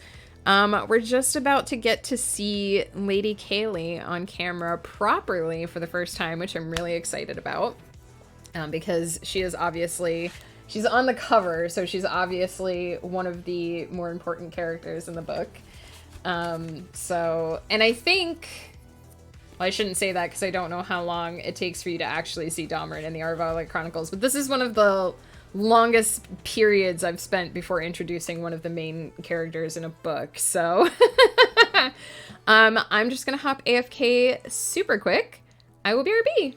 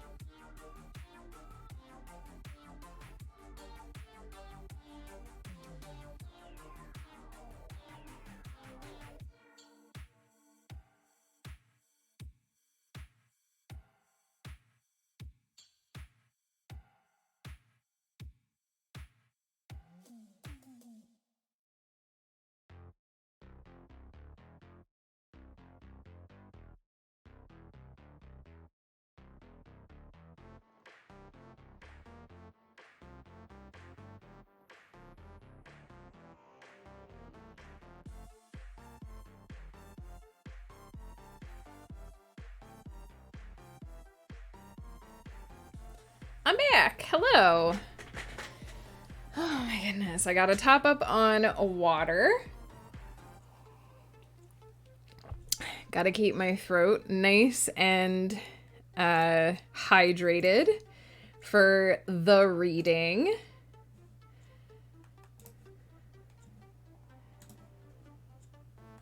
Just checking a few things quick. Oh my goodness. So I guess because I've been going for a little while and I've had my my face buried in a book for a while, I should do another little recap for anyone who has been lurking and who may have missed the beginning. This is Dreamers Do Lie. This is my high fantasy retelling of Dante's Inferno. It is on Amazon. If you hit the books command, you can check it out. And its companion, Life is But a Dream. We did recently a series of streams where we raised some money to replace our chairs. Ghost and I have chairs that aren't doing great, if I'm honest. And one of the rewards for raising money for those chairs was that I would read this book on stream. I won't be able to read the whole thing today. You can kind of see this is how much we've read so far, and this is how much we have left in the book. I was hoping that we would get this far in the book today. Let me angle it so you can see that's how much we've read, and that's how much I kind of hoped we would read. So we might not get that far today, but we're gonna read at least the next 3 or 4 chapters, especially because we're about to see Kaylee. The story so far is that our main character, Armand, first arrived on the shaky shore of Ithilrotha, the Badlands, the outermost circle of hell, where he encountered Clan Virilia, run by a gentleman named Iselt, who is somewhat gruff and not entirely nice. These are a group of souls damned by circumstance, trying to survive the misery of the outermost layer of hell, where there isn't really a lot of food and resources, but there's enough to have kind of a miserable, meager existence. And within a few days of being part of this clan, Aramand has noticed that there is a young woman who seems brighter and more vital than everyone else in the camp, and the clan members call her Lady Kaylee and believe that she is an innocent soul, misassigned to hell somehow, that their clan leader is attempting to protect. And they have also heard rumors of demons roaming the countryside, which has concerned Iselt that maybe they are looking for Kaylee. Aramand has suggested that he would like to help Kaylee with her plight, but so far he has told Iselt that he does not know of a way to get her out of hell. And that is where we resume with the story. Chapter 4 is called An Innocent Soul. I'm going to keep going, but if anybody has any questions or comments or whatever, let me know. Hopefully my voice will keep up. Aramand approached the large tent near the camp center with trepidation. He had no intention of betraying... Ooh, gosh, sorry, that was my keyboard. Aramand approached the large tent near the camp center with trepidation. He had no intention of betraying Iselt's trust, but he still didn't believe a soul could be misplaced. What little he knew of religion involved absolutes. The old gods did not make exceptions. As they passed the central fire, Aramand noticed a pair of subtly placed sentries he'd missed before. They sat at the edge of the crowd, apparently participating in the evening conversation. They eyed him as he passed. Iselt paused before he drew the tent flap aside. "Lady," he called, "may I enter?" "Please do," answered a voice like birdsong. Iselt gave Aramand a final, hard look. "I'll be waiting outside." "I will strive to be a perfect gentleman," Aramand promised.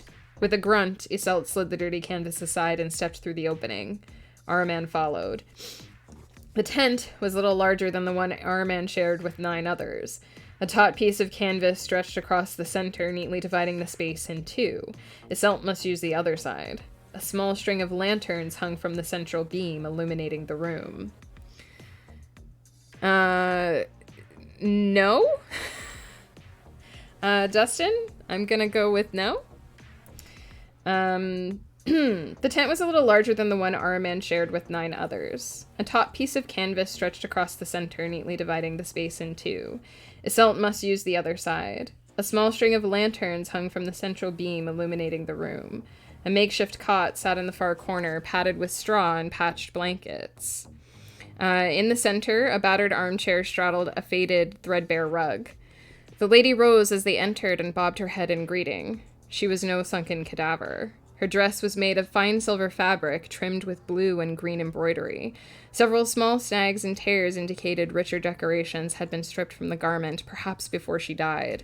Her emerald eyes sparkled with a sense of life the camp's other inhabitants lacked.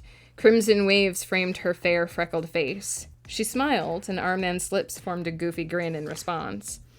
"This is the one I mentioned," Iselt rumbled, prodding Aramand's ribs. He cleared his throat and tried to look serious as he bowed his head.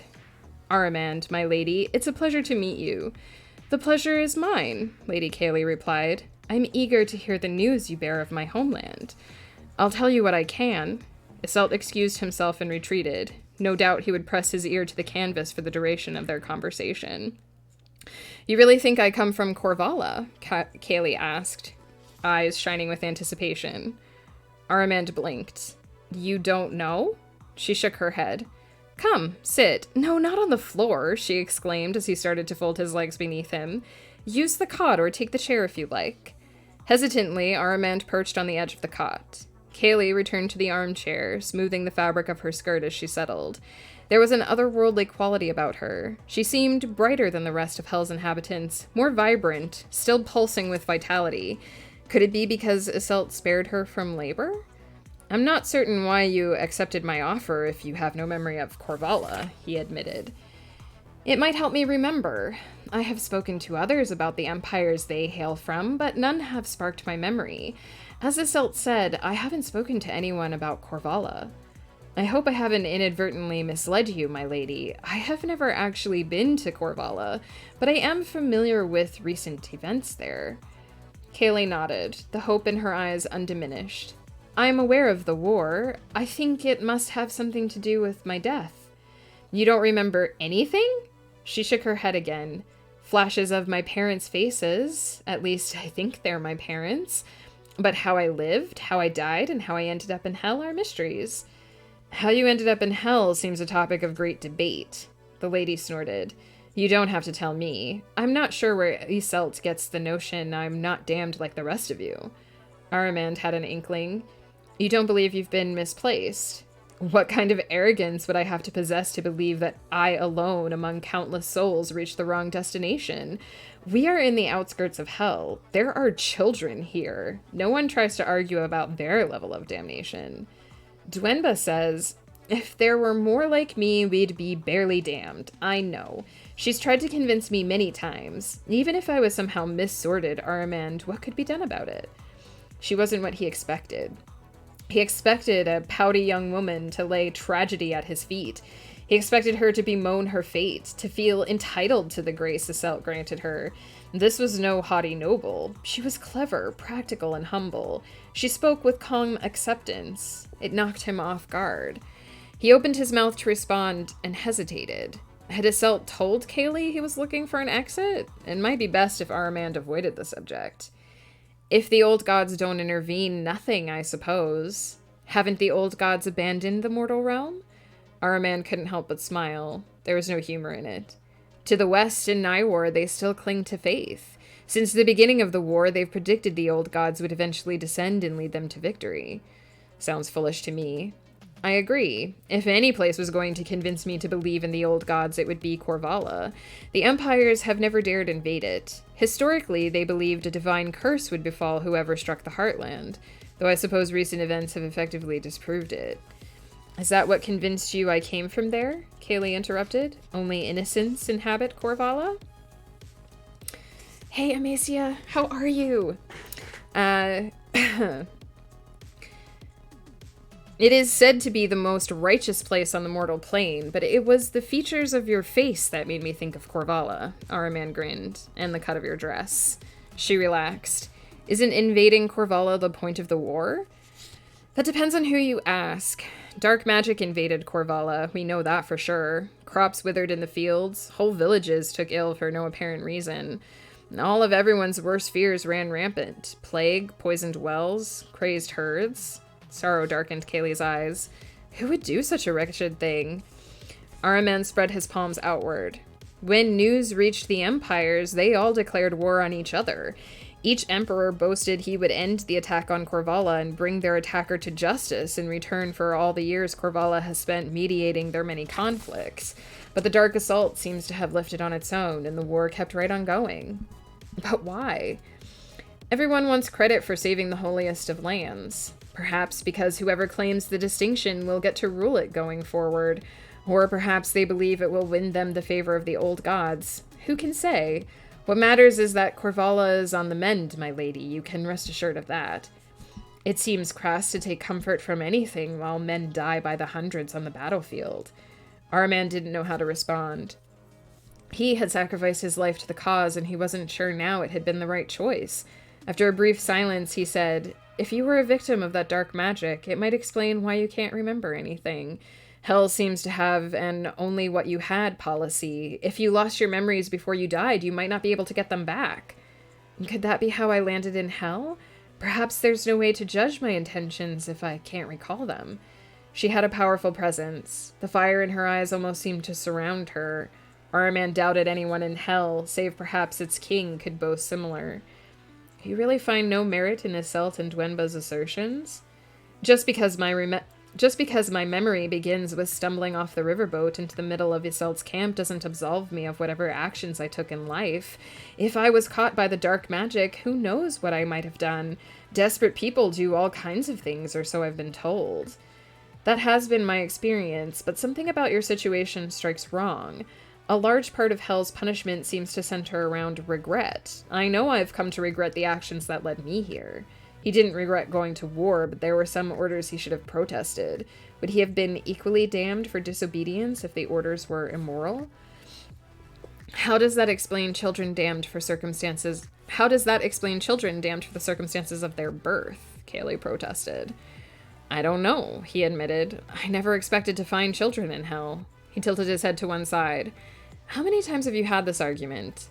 Not enough, it would seem. Kaylee drew a deep breath and released it as a sigh. I'm sorry. You're a kind man, Armand. So is Assault, and Dwenba is an absolute dear. I know you all mean well. I just hate being penned up in this tent all day. Why do you stay? I can't imagine Assault forcing you to do anything. Kaylee laughed, a sound like ringing bells. I've tried everything. The trouble is, everyone's so steadfastly loyal to Assault, they won't let me do anything no matter how hard I try.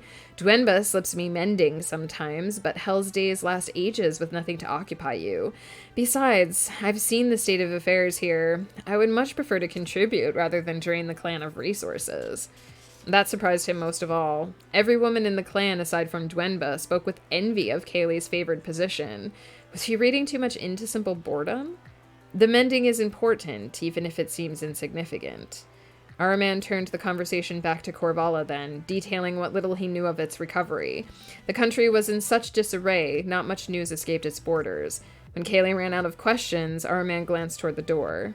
I'd like to tell you more about the days before the Blight, but it's getting late. How long did he have before Salt burst in and dragged him out by the ear? Kaylee folded her hands in her lap. You've been most gracious, Aramand. I thank you. Men like you are proof that there's good in the heart of every soul. Aramand rocked backwards, lost his balance, and shot to his feet before he smashed through the cot. It was nothing, my lady. It's more likely Assault is particular about who he allows into his clan.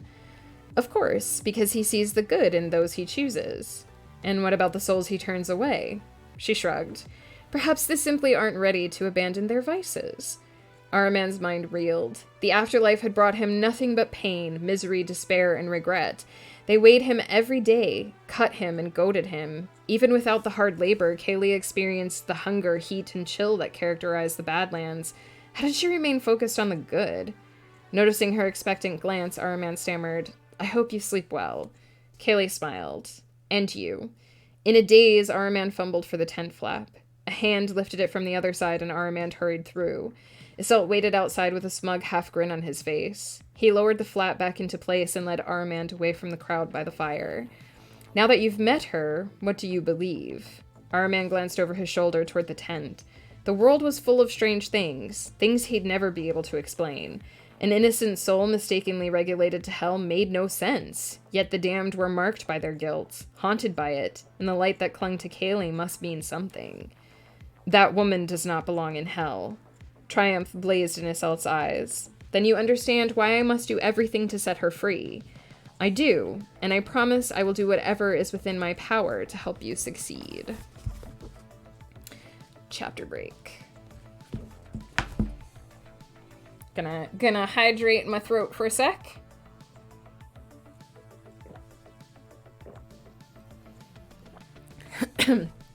Gosh. I almost swallowed that down the wrong side of my throat. That would not have been fun. I hope you guys are enjoying.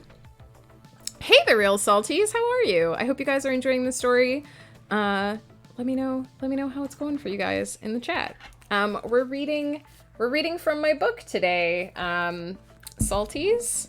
We are on chapter 4, and we're about to hear the first scene from Kaylee's perspective. What have you been up to, Salties, and how have you been? I'm gonna keep going. If you would like to read it for yourself, you can check it out on Amazon. The link is there. But I'm actually going to be reading it myself to you, lovely fine folks. I'm doing my best not to stumble over my words. I think I've mostly been doing okay tonight. As Kaylee unfolded the patched blanket atop her cot, a scraping sound made her jump. Heart in her throat, she spun to find Iselt shifting his weight from foot to foot. I thought you had retired by now. She laid a hand over her heart, willing it to calm. Araman said it was late. It is. Clasping his hands in front of his chest, the clan leader wove his thumbs around each other. He never looked this nervous when she glimpsed him through the crack between tent flaps. Please sit down, Kaylee waved to the battered armchair. Iselt shook his head. I don't mean to stay, my lady. Kaylee, she corrected gently. There are no titles in hell, remember? Iselt quirked his lips as though he were about to protest, but thought better of it. I just wanted to ask how things went with Aramand. He was a perfect gentleman. He thinks the dark magic plaguing Korvala may have something to do with my memory loss. Did his descriptions help you recall something? Kaylee shook her head. I think I need time to contemplate all of it. He suggested we speak more later. Perhaps a steady stream of information will do the trick. Iselt grunted softly. His expression was difficult to read. So you would like to speak with him again? I don't see why not. I can't possibly hear all he has to say in a single night. Confusion isn't going to help me unravel my past. Very well, Iselt rumbled. She wasn't certain he approved. I won't trouble you further, my lady. Try to get some rest. He slipped outside before she could correct him again.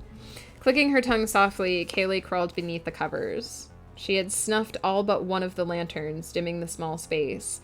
The warm glow of the remaining flame reassured her. Without that light, the darkness seeped beneath her eyelids, inducing visionless nightmares filled with threatening voices. As she nestled into her blanket, forming a warm cocoon, she tried not to wonder too much about her life before hell. Though she spent most of her time alone, the clan was like her family. She enjoyed the time she spent with the children, telling stories and playing games. She nurtured a sense of camaraderie with the women by sharing conversations over the sewing while the men went out to hunt. She was especially close to Dwenba, who matched what few impressions she could recall of her mother. If something ever happened to Iselt, Kaylee didn't doubt Dwenba would take his place. Kaylee had never met a more fierce soul. Dwenba wouldn't need to muscle the men into submission. The crack of her tongue would keep them in line. Dwenba was ready at a moment's notice with a heap of advice for anyone in need of guidance. In many ways, she was like a mother for the whole clan. If Dwenba was the clan's mother, Iselt was their father. Kaylee wasn't sure what quality compelled his followers to devote such loyalty. Iselt was a man of few words and fewer social graces, but she saw evidence of the camp's devotion every day. They deferred to Iselt, went out of their way to impress him, and glowed beneath the slightest praise. Perhaps they knew Iselt would fight for them. She had glimpsed the clan leader resolving conflicts through the small gap in her tent's canvas. Despite his small stature, he was swift and strong. He filled some of her earliest memories. When she stumbled from the riverboat, he stood nearby. His words had been gentle as he hauled her to her feet and led her to his camp, using his low shoulders to support her. She hadn't even realized she was dead. How could hell ever hope to torment her if she couldn't remember living any other way? For all she knew, the mortal world was as harsh and unforgiving as the Badlands. Perhaps she did seem innocent to the members of Clan Virilia, but she didn't think it came from any virtue still contained within her soul. She had no references by which to make comparisons. Iselt was the first to suggest she had been highborn, but Kaylee only understood the connotation from an academic point of view. She seemed to retain basic concepts, though she couldn't recall her education. While her clothing made it unlikely she had ever stolen food to survive, she could just as easily have broken wedding vows or taken retribution against an unfaithful lover. Had her family fallen on hard times? Been swept up in the war? She focused on the time before Iselt, before the riverbank and the eerie boatman. Through the white haze that filled her mind, she caught fleeting glimpses of her mother and father. Warm faces, friendly smiles, encouraging murmurs. She recalled a high stone wall. Perched in the branches of a nearby tree, she could peer over the barrier into the rolling fields beyond. But she had no context in which to place these objects, nor could she say what happened to any of them. Were her parents still alive? Had the fields withered to blight? She couldn't remember. The white haze choked her mind, silently mocking her efforts. Exhaustion, coupled with the warmth of her bed, made it increasingly difficult to stave off oblivion. As she released her hold on consciousness, the first dream tendrils touched her, carrying voices. Not nightmare voices. The light kept those at bay. From the mad frenzy of murmurs, she discerned music. The chorus formed a familiar refrain, but she couldn't distinguish the words. The singers seemed to call to her, beckoning her toward some half-remembered event. She tried to move toward them, hoping the voices could offer answers, but as she sank deeper into sleep, the music faded. Aramand returned the next day to share his evening meal with her. He seemed more relaxed in her presence than Iselt ever was. He reclined on her cot, savoring his portion of stew while they spoke. He couldn't have been dead long. A light still reached his eyes when he smiled. They were dark, almost black in shadow, but in the light, Aramand's eyes were a soft, warm gray. He still maintained his disciplined appearance, though Kaylee couldn't fathom how he shaved without a proper mirror or razor. He wore his long black hair in a braid. He moved with a fluid grace Kaylee had never associated with soldiers. He didn't bear many marks of war, though perhaps his armor concealed his scars. He answered her questions about Corvala with the fastidious nature of a scholar, admitting when something stood outside his knowledge. For someone who had never visited, he knew a great deal about their culture and architecture, though many of Corvalla's traditions did seem to blend those from other empires, not surprising when one considered how much time they spent hosting outside delegations. When she pressed him to reveal how he carried so many intricate details of Corvalla's recent history, Aramand would say only that he had once been apprenticed to the local mage. Since his task had involved transcribing correspondence, his literacy had to be top-notch. He claimed to have been tested on the details of every history book his master possessed, which was why he recalled so many otherwise useless facts, as he put it. Like the rest of the men who inhabited Hell, he seemed reluctant to say much else about his life, and Kaylee tried her best not to pry. Aramand's detailed descriptions allowed her to envision much of what he described, but she was forced to admit it was her imagination that provided the insight. "Don't despair," Aramand reassured as the conversation drew to a close. "I haven't exhausted my knowledge nor my resources. If there is a way to unlock your memories, we'll find it." She smiled. "Patience must not be a gift I possessed in life. Hell makes us all wait." Aramand hesitated, glancing toward the exit before meeting her gaze. "I've spoken with Iselt. Do you know his intentions?" Kaylee sighed and her smile thinned. "I can guess. You might be surprised how much I overhear. I can't help wondering, what would you do if you could escape? Even if you don't share Iselt's optimism, it must make you wonder." "Everything makes me wonder. And if someone did bring news of an exit? Does it matter? Given the nature of Hell, any such door would be impossible to reach. Who would take the risk?" "I don't know." Aramand scratched his chin. "You might be surprised how many people are willing to undertake an insane journey for the right cause. Just look at the war above." Kaylee chuckled. "If you're going to put it that way, who wouldn't want an opportunity to escape Hell?" Aramand bowed his head. "Forgive my tired rambling, my lady. I believe it's time to seek my bed." She nodded and opened her mouth to chide his use of her title, but he had already gone. Clicking her tongue softly, Kaylee snuffed all but one lantern and climbed beneath her worn blankets. She tried to repeat the prior night's thought exercises, but her mind wandered back to her dinner companion. Aramand's keen insight allowed him to perceive what lurked beneath the surface of every interaction. Under different circumstances, it would have made him a fine diplomat. Her thoughts drifted further and her eyelids drooped. The voices returned with sleep's familiar embrace. Something urgent tried to muffle the music. Warning or threat, she couldn't tell.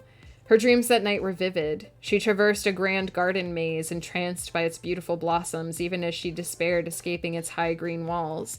At the end, or perhaps the center, lay a grand cathedral built from obsidian and black-stained wood. She stepped through the door into a vast chamber with a vaulted ceiling. Beyond a long table, set for a feast, stood an altar made from a dark marble slab. Sunlight spilled through great stained-glass windows, each panel filled with a different shade of red. She crossed the blood-lit path to the altar. It seemed to take a long time. A red velvet cloth covered the pedestal, atop which sat a jewel-encrusted golden chalice. Water rippled inside the vessel as she lifted it with trembling hands. Her reflection blinked back at her just before she tilted the cup toward her lips. The voices screeched, growing louder as the cacophony reached a fever pitch. Just when she thought the noise would split her skull, a hand grasped her shoulder. Spinning, she found herself among the vast green hills of her homeland, beyond the stone wall that lived in her memory. Aramand stood across from her, smiling. From that moment on, every time a shadow or voice tried to creep back into focus, Aramand's face chased them away. End of chapter 4. And that is our first big glimpse of Kaylee. And now is where the book starts to get super serial. It's a bit of a slow start, this one, but there's a lot of world building.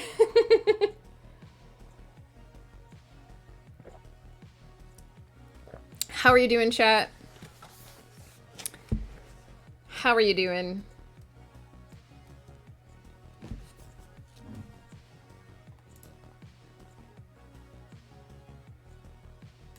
How are you feeling? Are y'all comfy cozy? I hope I'm not going too fast, but at the same time I hope I'm not going too slow.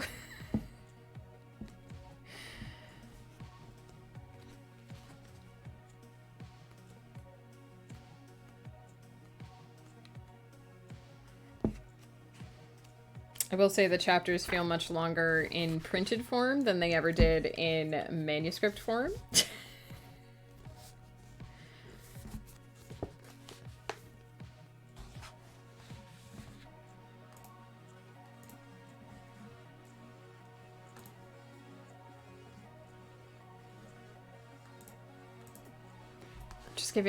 I'm just giving the stream delay a chance in case anyone has any questions or comments, but if no one has anything to say, we'll keep going. My camera does seem to be, oh no, I leaned back too far. There's like one spot where I can lean, there we go, where the camera doesn't do the pink thing, and then if I, there it goes again. I was like, maybe now that I actually think it's because it's so late in the evening. I think during the day when the light comes in through the window, it's actually not as bad. I shall keep going.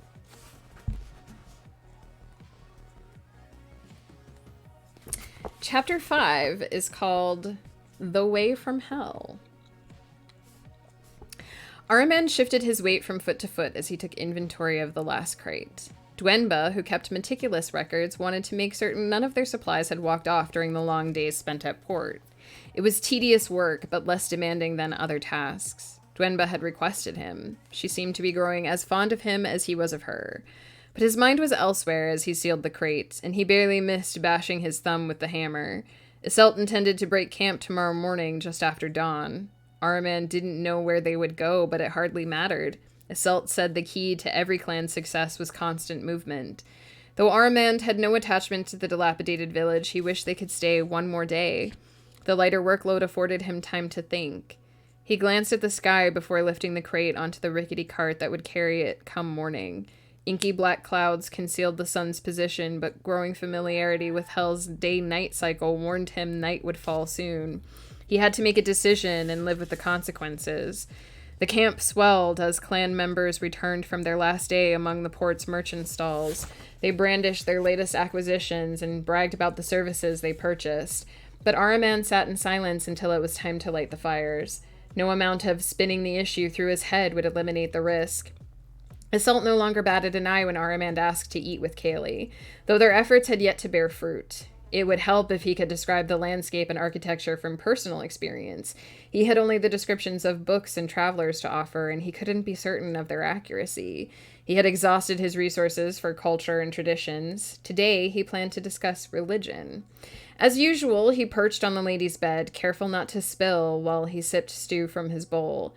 It was difficult to keep still. His legs itched to pace. Several times, Kaylee glanced in his direction and seemed to bite her tongue.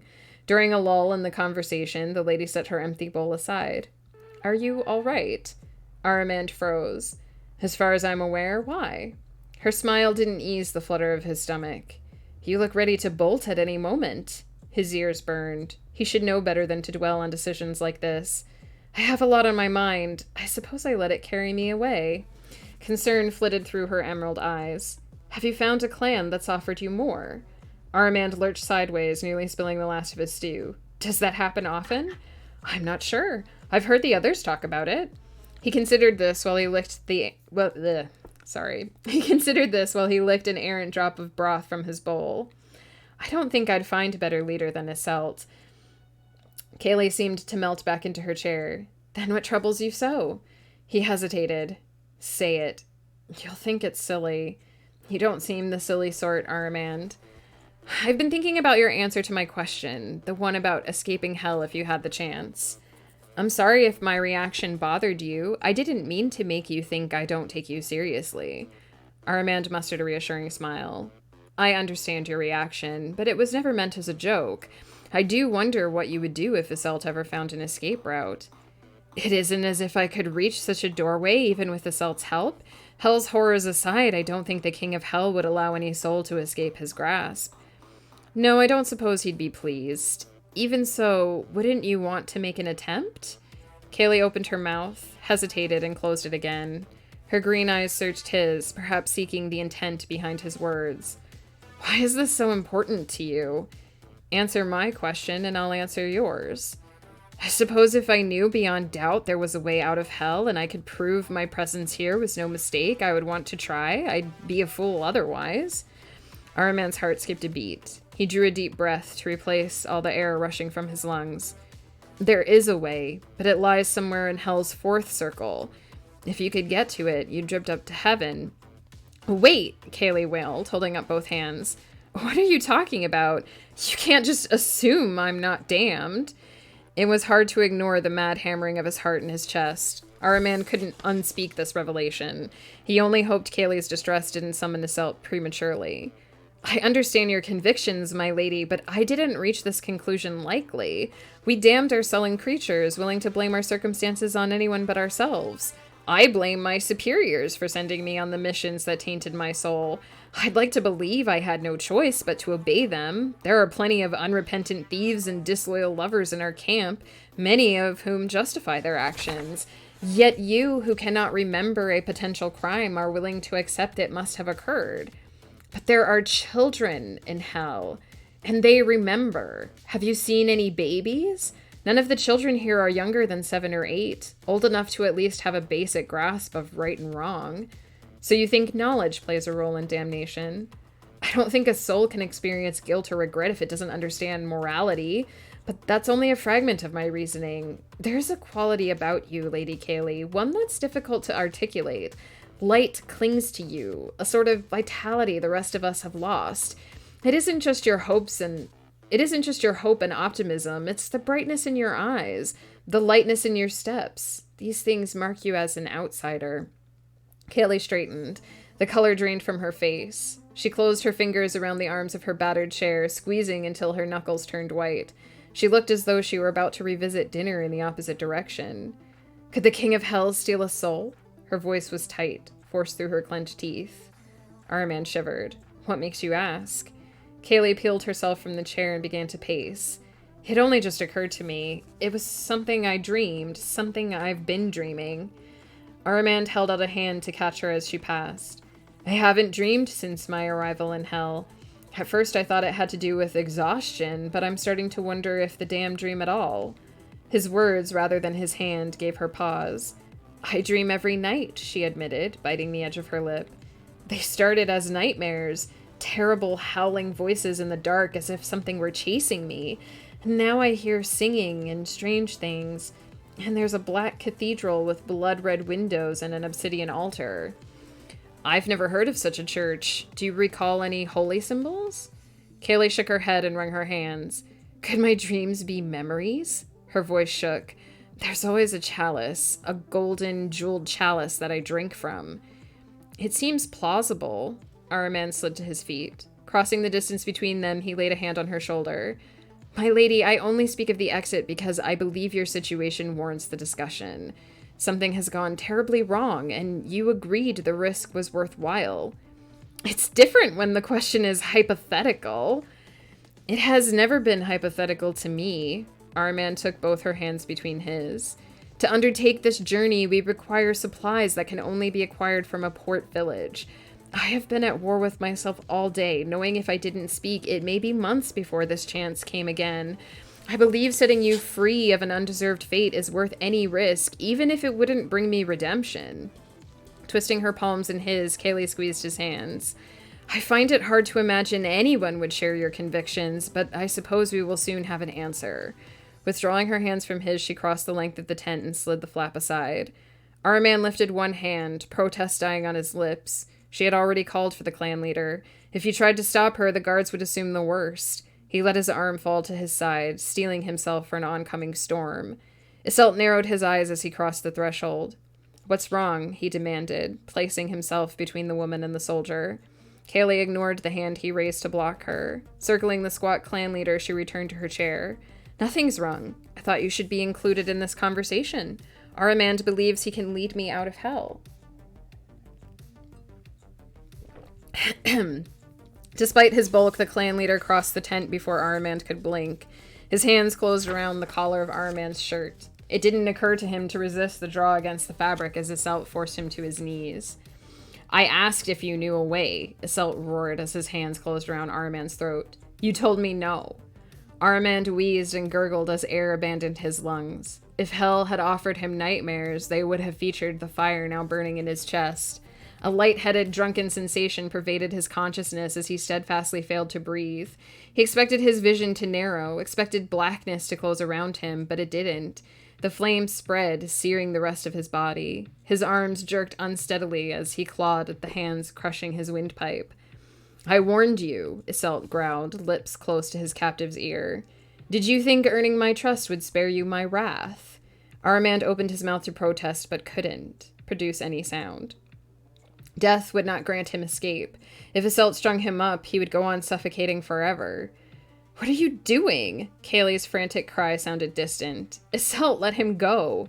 A stronger set of fingers joined Aramand's feeble struggle. Sharp nails bit the flesh of his neck as they tried to peel aside the vice-like fists. Too weak to offer resistance, Aramand's body trembled while the two of them grappled. He felt like a rag doll caught in a windstorm. He didn't realize Iselt released his grip until the ground slammed into his face. He lay where he fell, gasping to catch his breath. Though a numbing sensation quenched the flames, it didn't restore his mobility. The argument continued without him. Kaylee tried to muffle Iselt's steady protest by pitching her voice ever higher. Raving about, "Aramand hasn't lied. He's convinced." "I'm trying to explain, my lady. Please calm down." "No, I won't calm down when you've just acted like a barbarian." "But he did lie to you, Lady Kaylee. I asked him already if he knew about an exit before he ever came to speak with you. Over and over he told me no." Sudden silence rang in his ears. Kaylee's shoes scraped the stone as she turned toward Aramand. He shifted, rubbing his forehead as he glanced up at her. Betrayal clouded her vivid eyes. Aramand pushed himself to his knees. "I didn't lie, my lady," he rasped. The words grated his raw throat until a coughing fit overwhelmed him. Iselt loomed over his shoulders, hands on his hips, eyes flashing fire.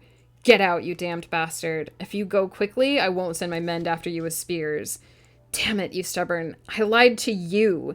Don't you remember what I said? This knowledge is dangerous. I didn't think you'd believe me, and I had to be sure." "About what?" Iselt growled. "That she was what you said she was, and that she wanted to go." The clan leader glanced between the two of them. Kaylee stood with her jaw clamped closed and her hands clenched at her sides. Aramand coughed again and pulled himself to his feet. "Speak fast," Iselt commanded, his voice low and sinister. My throat is starting to get really dry.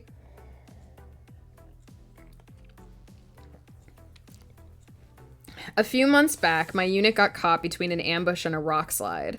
After the battle, we pulled the dead from the rubble in hopes of sending them home. Thankfully, our luck changed and we got the respite we needed."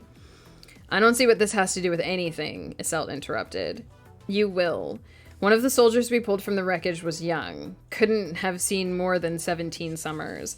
I remember him vividly, by certainty that he was dead and the fact that the rocks hadn't crushed him.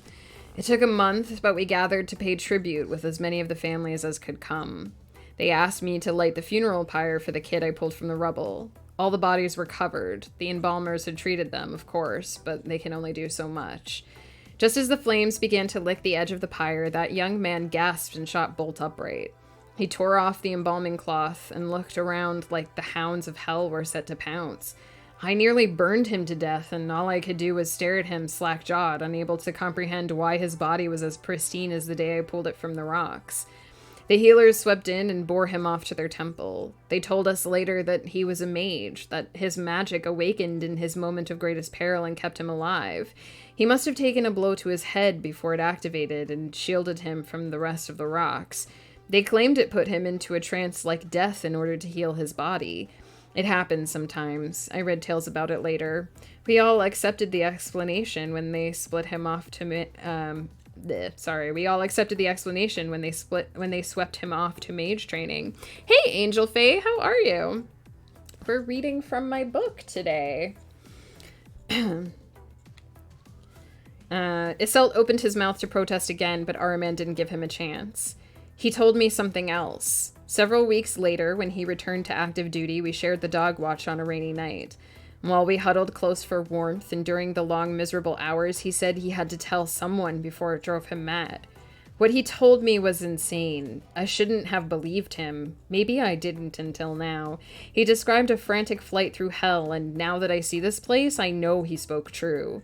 The first leg of his journey took him through these dead lands.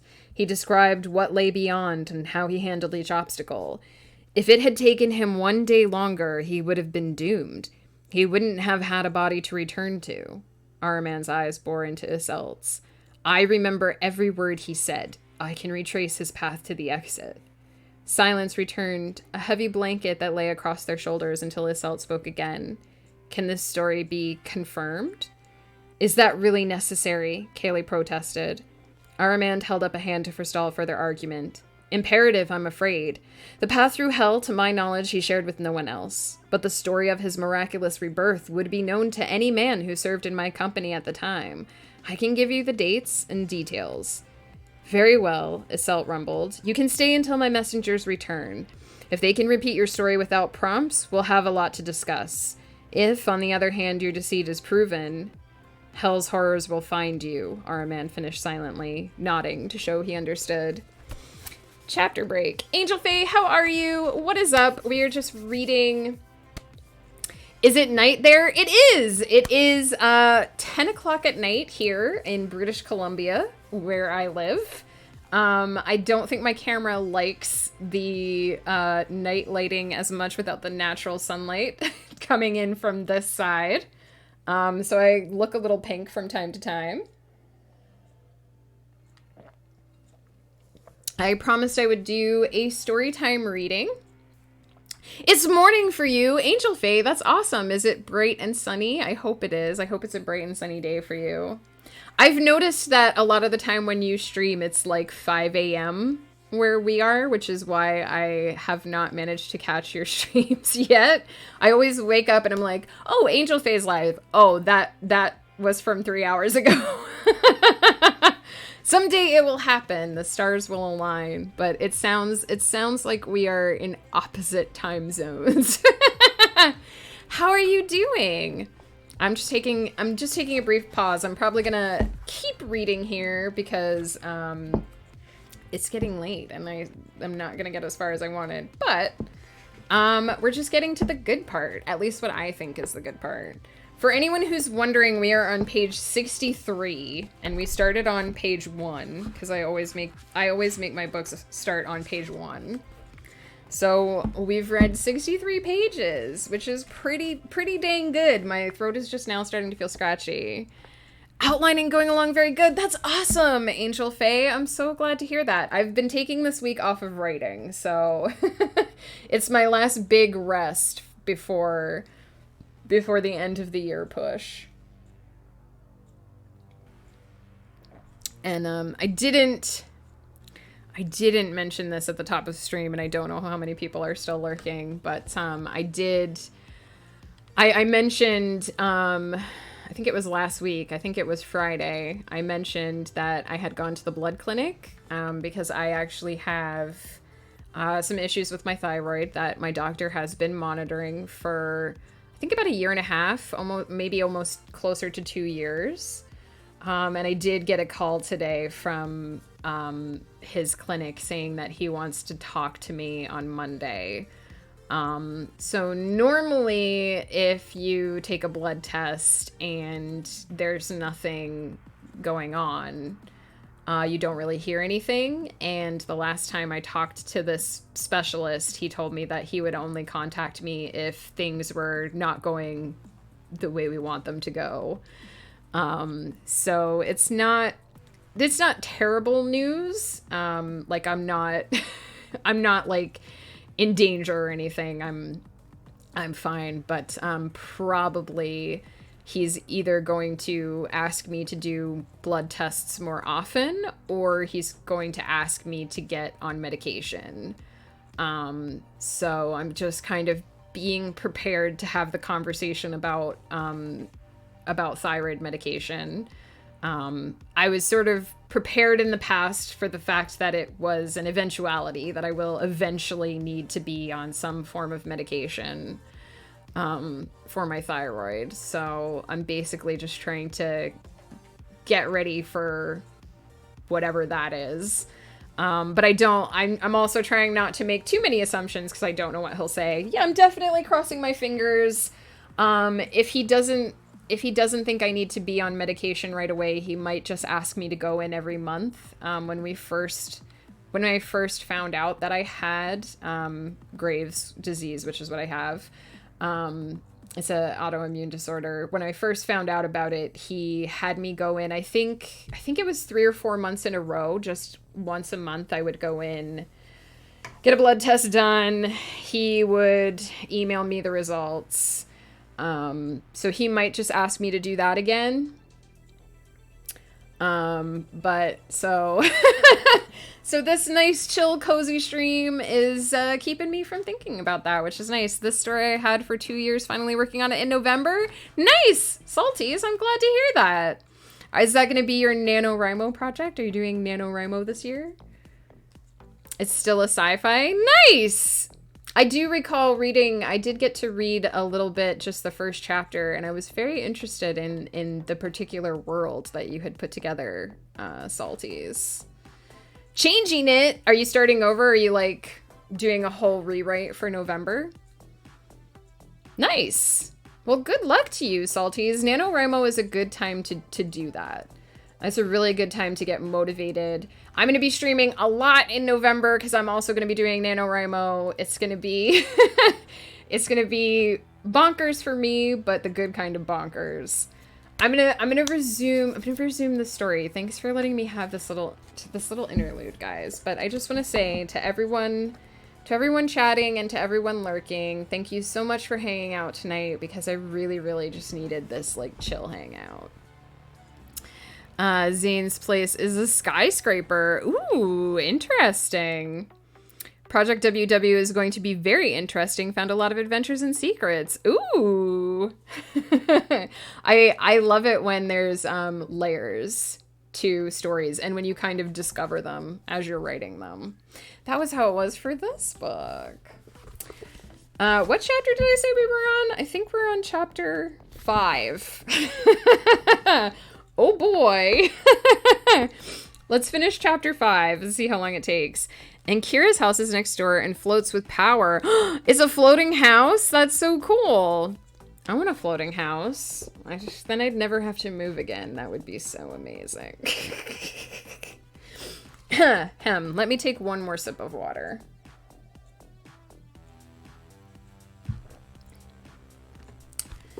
The pre-dawn hours greeted Aramand with a kick to the ribs. By breakfast, he was exhausted. Iselt barely gave him a chance to eat his minuscule strip of meat before driving him back to work. The clan leader assigned him every back-breaking task, even forcing him to redo work finished the day before. While he toiled on the edge of camp, Aramand watched Iselt summon his trusted lieutenants for a conference. They were loyal enough not to ask many questions, and their leader was clever enough to offer only the pertinent details. There had to be a man out there who remembered. The incident had been a bright moment in the midst of dark times. The war had been going poorly for Onroth in those days, and hope had shown brightest when it rose from a pile of corpses. The question for Aramand was not a matter of truth. It was whether or not Iselt could find someone who knew it. Plenty of the men he served with were dead, but hell was vast, and Aramand didn't know where his fellows had been assigned.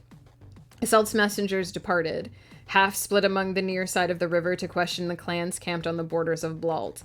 The rest crossed the river to do the same on the borders of Shan. How long their clan leader would wait and how far the messengers would travel before they gave up, Aramand couldn't guess. By dinner, he was so exhausted he could barely hold his head up. He slunk back to his tent the moment he finished eating, knowing morning would come early. The second day was much the same. Aramand's sore muscles screamed in protest, but Iselt barely gave him time to breathe. On the third day, he contemplated hiding until the messengers returned. No doubt Iselt would view his disappearance as proof of his guilt, and he imagined the man would hunt him even if he fled to the edge of Hell's second ring. He endured. That evening, Iselt summoned him to the center of camp. He could barely stand, but he doubted Iselt would allow him to sit. The gathering consisted of the clan leader, those of his lieutenants who had returned, and a stranger. He wore familiar armor, though it was tattered and cracked. His hair and beard clung to his face like patches of rust, and his eyes never ceased to dart in all directions. He had a haunted look, as though he expected the meeting to turn into an ambush. "This is Thale," Sullard announced when everyone had arrived. "He matches the circumstances you described. Served in Onroth, died after the war's 5th month, and was present in Emden at the time of the rock slide." He ticked off each detail on his hand as he said it. "That man," Iselt jabbed a finger in Arman's direction. "Do you recognize him?" Their eyes met. While Thale's gaze remained stationary, some half-forgotten terror seemed to rise from the depths of his consciousness. Then his eyes resumed their wandering, and he shook his head. "You don't recognize your former commander?" Iselt roared. Thale shivered like a tree in a thunderstorm. My commander? I served under Lyrismos." Iselt spun on Armand as if he had the power to unleash a whirlwind. "Lyrismos died 2 months after the rock slide at Emden," Armand said before the clan leader could speak. "I took his place." Thale's knees buckled. No one bothered to catch him. His head slid into his hands and he unleashed a low, keening wail. "Lyrismos is dead? If I'm here, he must be in Hell's deepest pit." Iselt silenced the man with a soft grunt and a wave of his hand. He circled the newcomer like a lion waiting for the right moment to pounce. He wouldn't be able to confirm Arman's identity. He'd have to settle for confirming his story. "I want you to tell me about something that happened in Onroth," he rumbled. Thale opened his mouth to protest, but Iselt spoke over him. "I heard a story recently about a young soldier crushed in a rock slide and carried home to the funeral pyre." Thale's pale eyes widened. "Only he wasn't dead." Iselt halted. "What did you say?" "He wasn't dead," Thale said with more confidence and a hint of excitement. "When the fire started to burn, he sat up. He was coughing a mad storm before the healers came. They said he was a mage, that his magic kept him alive until it could make him better. It was like an old-time miracle." The Verilia clan leader's eyes locked on Arman's. "It's true," he whispered. "It's true," Arman agreed. "Sullard, find some food for our guest. I may have a proposition for him later. Camuli, recall the rest of our messengers, by nightfall if possible. Wardell, I want the clan ready to depart first thing tomorrow morning." Iselt's lieutenant sat in stunned silence, staring at their leader until he clapped his hands and sent them scrambling. The 3 men nearly tripped over each other in their haste to fulfill the commands. "Amicia, I'm so glad you're lurking. I hope you're enjoying the story." Before Armand could slip away, Iselt seized his arm and hauled him toward Kaylee's tent. "We'll need to plan the first leg of the journey. Make sure the stores are overstocked." Armand nearly fell flat on his face as Iselt propelled him through the tent flap without pausing to announce himself. Kaylee glanced up from her mending, and Armand cast her an apologetic look. His mind still reeled, trying to make sense of the last few minutes. When Iselt realized what he'd done, he hung his head. "Please forgive me, my lady. I didn't mean to barge in, but we've just confirmed Armand's story." "I never doubted," Kaylee replied primly, setting her sewing aside. "The expedition will begin at dawn. My men will work around the clock if necessary to ensure speed and—" "You've already spoken to every member of the clan?" Kaylee interrupted. "They all want to go?" Iselt's jaw tightened. "I'm a leader here. They'll go where I tell them to." Kaylee retrieved her sewing and set it on her lap. "I won't." "What do you mean?" Iselt scoffed. "You heard me." With slow, deliberate movements, she jabbed her needle through the cloth and pulled it out. "Armand said you wanted to go." "Armand consented to taking the risk. I don't have to ask if you share his disposition, but I will not allow you to order the rest of the souls in this camp into greater damnation on my account. This journey will only move in one direction." Her voice was hard and cold. "Every member of the clan deserves to make this choice." "But we'll lose days. Do you have any idea how long it would take to get everyone to agree?" Kaylee made several neat little stitches before she replied. Those that don't wish to come can stay behind. They work for you because you provide them with a better afterlife than they'd have alone. But you don't own their souls, Iselt, and neither do I. I'm not entitled to their efforts, even if I'm not damned. You can lead the expedition however you want, but I won't agree to go unless everyone traveling with us is aware of the risks and wants to help. Iselt sputtered. Armand had never seen anyone other than Dwenba dare speak to their clan leader that way. He bit the inside of his lip to keep from grinning. He didn't imagine he was back in the man's good graces. Just yet. Gently grasping Iselt's elbow, he pulled him toward the exit. Maybe it's for the best. Dwenba needs time to work her magic, and we don't know yet where we're going. If you want, I'll organize some kind of clan gathering this evening. Iselt stared at the tent flap as if he were still contemplating a retort.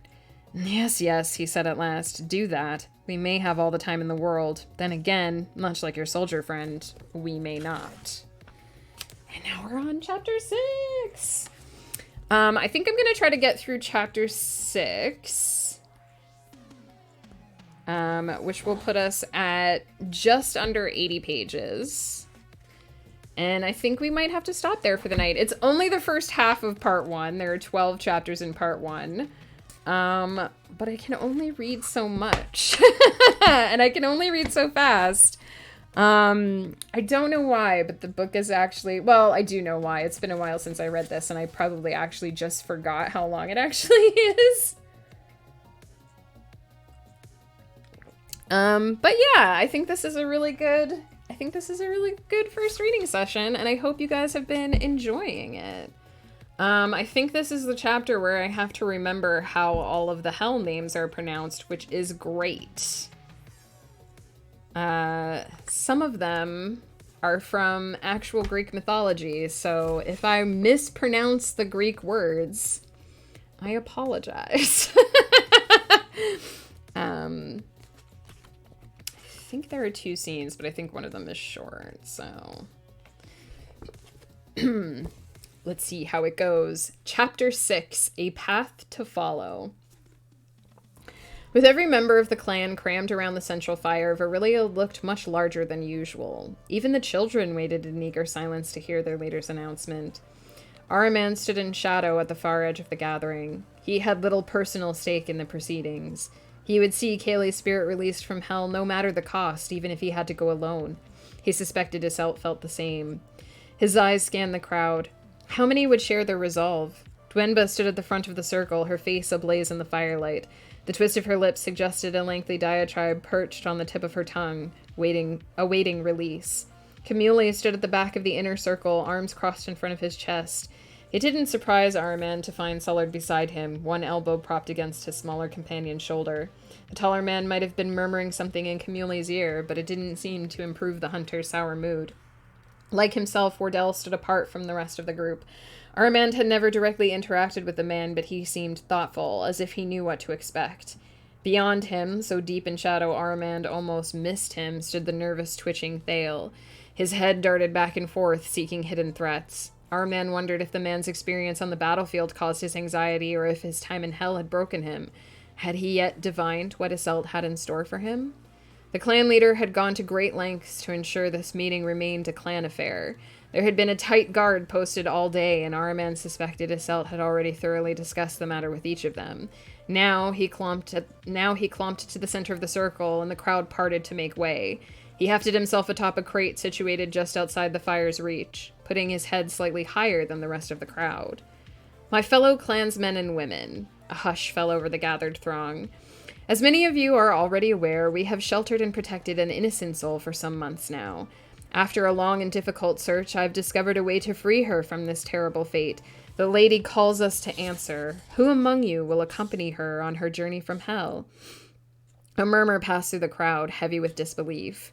Who could guide us? Someone demanded. Another voice rose from the crowd before Iselt could answer. When do we leave? What about the children? Dwenba shouted over the growing chatter. They weren't the questions Ahriman expected. What would happen to those who fell behind? To those captured by demons, or to the rest of the party when Kayleigh departed? I suppose we already know those answers. Iselt waved his hand for silence. We will leave when all is prepared. We will take only those who wish to go. Soon Clan Virilia will be no more. but I will not leave any of you to flounder. We will find homes for everyone who stays behind, especially our treasured children. As to who will lead our expedition, I intend to. He fixed his gaze on Aramand, and the crowd swiveled in unison. But Sir Aramand knows the way. When did I acquire a title? It was especially jarring when he recalled the look on Iselt's face when the two of them spoke earlier, shortly after Aramand reported the arrangement of this gathering. Don't forget who runs this clan, the short man had growled, grabbing the collar of Aramand's shirt and hauling him close. I'm in charge of this expedition, and I only intend to follow your advice if it makes sense, so you'd better find a way to present proof of your friend's claims along the way. The title was probably for show. He shouldn't expect to hear it often. Still, expectation fell heavy on his shoulders. Aramand didn't want to be the center of attention. He was no great leader, his damnation was proof of that. Yet his resolve didn't waver. He drew a deep breath and started forward. The crowd parted for him just as it had parted for their leader. He stopped next to the crate, turning a slow circle, meeting the eyes which stared back at him. Iselt speaks true. I know the path, but the journey will be perilous. The leader of the Verilia clan formed a fist and lifted it skyward. Who will answer the lady's call? A great cheer split the night. Fists pumped in the air in exultation, as if Iselt had promised the entire clan a way to escape. If there were dissenters among the crowd, none voiced their complaints. Dwenba stood silent among the revelers, though her expression didn't suggest displeasure. Iselt leaned toward Aramand and spoke in an undertone. This should prove our dedication. Indeed, Aramand murmured, stunned by the strength of the clan's response. He never imagined so many would willingly follow him into danger. Shall I tell her? Please, I don't want any more delays. Once more the crowd parted for Aramand, though they looked at him strangely as he passed. A few hands reached for him, fingers momentarily brushing his arms and chest. Hear me, Iselt's voice boomed behind him. The lady wishes only the willing to accompany her. Tomorrow we will break camp and make for Port Detch on the river Phlegethon. Everyone will have the length of the crossing to make their decision. Until we part ways, things will continue as normal, though our goals will be different. His voice faded as Aramand entered Kayleigh's tent. The guards didn't even challenge him. The lady waited just inside, her green eyes wide in the lantern light. It seems they have decided. Aramand offered her a thin, tired smile. Have you changed your mind? She glanced toward the tent flap. A thin line of firelight fell through the gap between canvases. There'll be no deterring them now. I never imagined so many would be willing to risk their eternity for me. No one's going to force you to see this through, my lady. Just Kayleigh. She extended one freckle-speckled arm and drew the tent flap aside. Iselt still stood on his crate, explaining the method by which the clan should approach him with their answers in the coming days. The crowd listened with rapt attention. Aramand could see the glint in every eye from here. Kayleigh let the flap fall closed. For better or worse, our courses are set. Next is the part with all the names.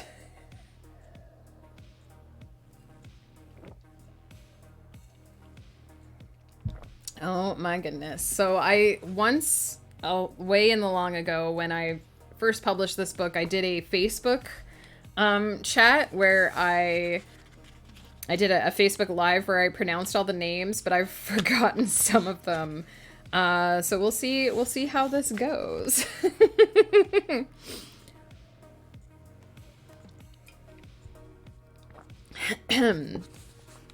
Despite Iselt's convictions, there were delays. Dwenba found market opportunities they couldn't pass up and put her foot down.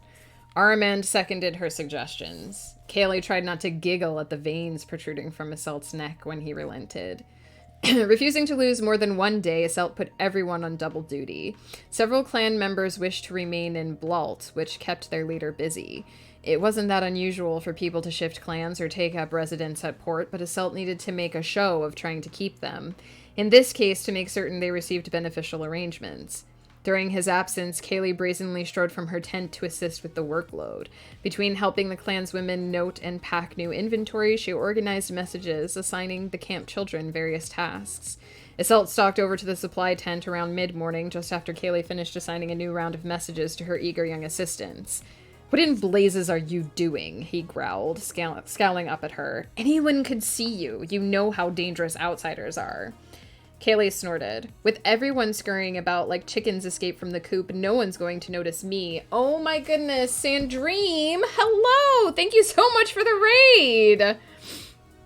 Collie Dream Raid, hello, hello! Hello, Collie as well. Let's give you both shout-outs. Oh, we've got one already. Oh my gosh! I'm just desperately trying to type Cauliflums. Thank you, Vinyl Stencil. Thank you so much, Collie and Sandream. Holy shit, you guys. How are you? I'm doing well. Oh my gosh, there's so much chat. I can't even. Charlie, thank you so much for the follow. Senator, hello. Shagraz, hello. Sandream, hello. Vade Knight, hello. J Chili, hello, hello. How was your stream? Vinyl Stencil, hello. How are you all? Oh my goodness. Cauliflumps, hello. It's a bit of a train. Just got rated. Ah, so this is also a Senator and J Chili and Demi raid. Let's get everyone shout outs. There's one for Senator. There's one for Jade Chili. I was lurking in your stream earlier, Joe, before I went live. And also, Demi D, your MC. Thank you all so much. I hope you all had good streams. We are reading from my book today. If you guys, clearly all of you guys have been doing other stuff, so you probably missed the beginning. I'll give you a brief recap here. I was planning on wrapping up after this scene, but maybe we'll go a little bit more if you guys want me to stick around. I'm going to be posting this. Yes, this cover was made by the lovely Molly Phipps of We Got You Covered. So amazing. I will be posting the VOD on YouTube in case anyone missed it. Zion Park 101, hello. Hello from the Fantasy Forest system. Oh my, that cover, guys, give all the love to Molly, my cover artist. She's amazing. She just sent me the cover for the new SOS book too, and it's gorgeous. She plucked it like straight out of my brain. I don't know how she does it. But whoa, you wrote a book? I've written a couple, J Chili. It's crazy, I know. I'll give you guys a quick recap of the story so you guys can settle in your comfy cozy. So far we've read about, we're on page 73, so we've gone quite far.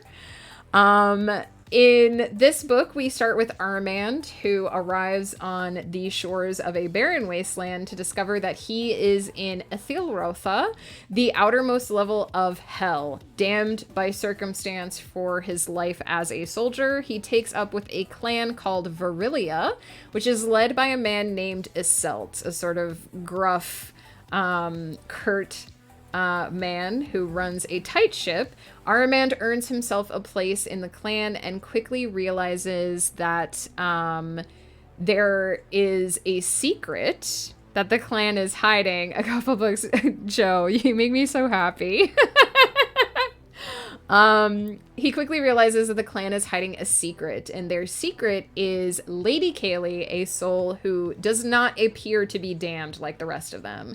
She cannot remember her life or how she ended up in hell. She has a blank slate for a memory, but every night when she goes to bed, she dreams of a choir singing in sweeping voices and a black cathedral with blood red windows and a golden chalice that she drinks from. Armand has come to the conclusion that she is in fact an innocent soul, and he has revealed that he is aware of an exit from hell.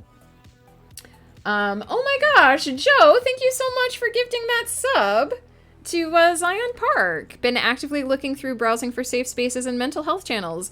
Zion Park, welcome in. Normally, what I do here is writing streams. There's usually a lot of tippy-tap typing, clicky-clacking. There's usually a lot of keyboard ASMR. Sandream, oh my gosh, thank you so much for using your Prime sub on me. You could use that anywhere, and you chose to use it here. That means a lot to me. Usually I play the same music that you hear in the background now, and instead of talking over it like I'm doing, there's a lot of keyboard ASMR, and we talk about writing craft, and we write stories that include LGBTQ plus characters. There are several non-binary characters in Everyone's Child, the book I've been writing entirely on stream. And all of my work also features, I guess I shouldn't say all. I'm not sure if there's equal representation across all my work, but I do actively try to write diverse characters. There's lots of same-sex couples. There is a gender fluid character in Aravalia Chronicles as well. Lots of just... We talk all the time about how important it is to... Thank you so much for the follow! We talk all the time about how important it is to have... Oh my god, a hype train is close. What am I gonna do if that happens? I'm not prepared. We talk all the time about how important it is to have diverse characters and to show the world as inclusive so that everyone can see themselves as a hero. And I take that very, very seriously in my work. So 100%... This is a place to be yourself, to be safe, to chill, relax, and usually get some clicky clackies. No clicky clackies tonight, though, because I'm reading. Got my 4-book arc done, now working on basic plots to make sure there aren't any holes. That's always the difficult part. And I'm glad to hear Coffee's still hanging out, because I'm sure Coffee is live probably at the moment as well. Wait, what is happening? What is happening, you guys? I was so ready to gift a sub for the hype train until I remembered I took dollars out for food. Charlie, no worries. You're hanging out here, and that means a lot to me. Everyone here is extremely positive and supportive. Yes. Everyone who just rated in J Chili, Sandream, Demi, Senator, I assume you came from one of those raids. All of those people are amazing. Definitely check them out. Kali was one of the first streamers that me and Ghost met on Twitch. And him and Vinyl have just been absolutely amazing. J Chili actually lives in my old stomping grounds. Oh my god, Ghost, paying myself. Sandream, thank you for the biddies. Oh my gosh, you guys. Found us from browsing. Well, definitely check out all of these brightly colored names here for sure. Cauliflumps, J Chili, Demi, your MC, and Sandream, all wonderful, beautiful people. Coffee Quills as well. Didn't rate in, but is also a writing streamer. Super awesome. Super good to hang out with. You guys, this hype train is already at 81%. What's happening? I may not have seen your other message because clinically diagnosed with DID and CPTSD. Sorry, can't speak letters. I did not see that. Zion Park, I hope that you're able to just hang out here and chill with us. And I don't know much about either of those things. But if you ever just need someone to chat with and listen, we're here. We're here to support you as best we can. Also, thank you guys for this crazy raid train and hype train. I don't know. I feel like when this happens in Ghost Channel, we do lots of crazy antics. There are voices, and he's actually entertaining, and I'm just panicking because I don't know what to give you guys for being so amazing, but thank you so much. It means a lot to me that you guys are all here, that you chose this for your comfy, cozy evening wind down. You're absolutely entertaining just being yourself, Joe. You are the most charming gent. I don't deserve you, but thank you. What are you talking about? I just panicked. Yeah, but I feel like when you panic, it's entertaining, and when I panic, it's just like, what is happening? I need to get ready for work. Have a good stream and sleep well. Take care, Angel Faye. Thank you so much for stopping by. I will catch one of your streams someday. Someday the time zones will align. Take care and have a great day. Just need to relax and not panic. Have court next week with the person who calls on my childhood and teen trauma. Oh my goodness, Zion. That sounds very stressful. We got you. This is a chill spot. We're going to be reading here in a few minutes. Comfy, cozy reading. I like to panic by overthinking. Charlie, that is my space where I live. Everyone panics. I was talking about this a little bit earlier, but I actually got some not like super bad news, but I mentioned to you guys that I had gone to the blood clinic on Friday, and I actually heard back from the doctor's office, which means it's not great news. I do have autoimmune disease called Graves' disease. So my thyroid is overactive. They have been monitoring it for most of it, 2 years, I think. So I'm going to have a call with the doctor on Monday. I'm getting prepared. Blood clinic sounds like a cult. Good night, Senator. Thank you so much. You're all lovely. I need some sleep. Got to get going for tomorrow. Senator, thank you so much for hanging out. Really appreciate you. You're the best. Take care. So yeah, I'm just gearing up for being told either that he wants more monitoring or that it's time for me to get on medication. Senator, thanks for the follow. I've been, I've known for some time that I was going to need to do medication eventually. But Cosmic Arcanist, you're here. Hello. How are you? How are you doing? I lurked in your stream so much the other day, and y'all were dating my sweet, sweet monster booze, and I was so happy. I was doing a puzzle, so I wasn't talking a lot, but I was very happy. I wasn't following Senator either, so it happened. How are you? I was so glad to have you around. I'm doing pretty good. I am trying not to think too hard about this doctor's appointment on Monday because, they don't ask to call you if they're not gonna give you not the greatest of news. Thank you guys for the hype train. I really appreciate it. That is crazy. But I have 9.9k points. I was following. You know what? That happened to me though too, Senator, because it unfollowed me from Saint of Salem, and I know I was following him. So there are shenanigans happening. I've heard of some people getting hit with random unfollows recently. I was worried that was what happened when Kali wasn't on my live list.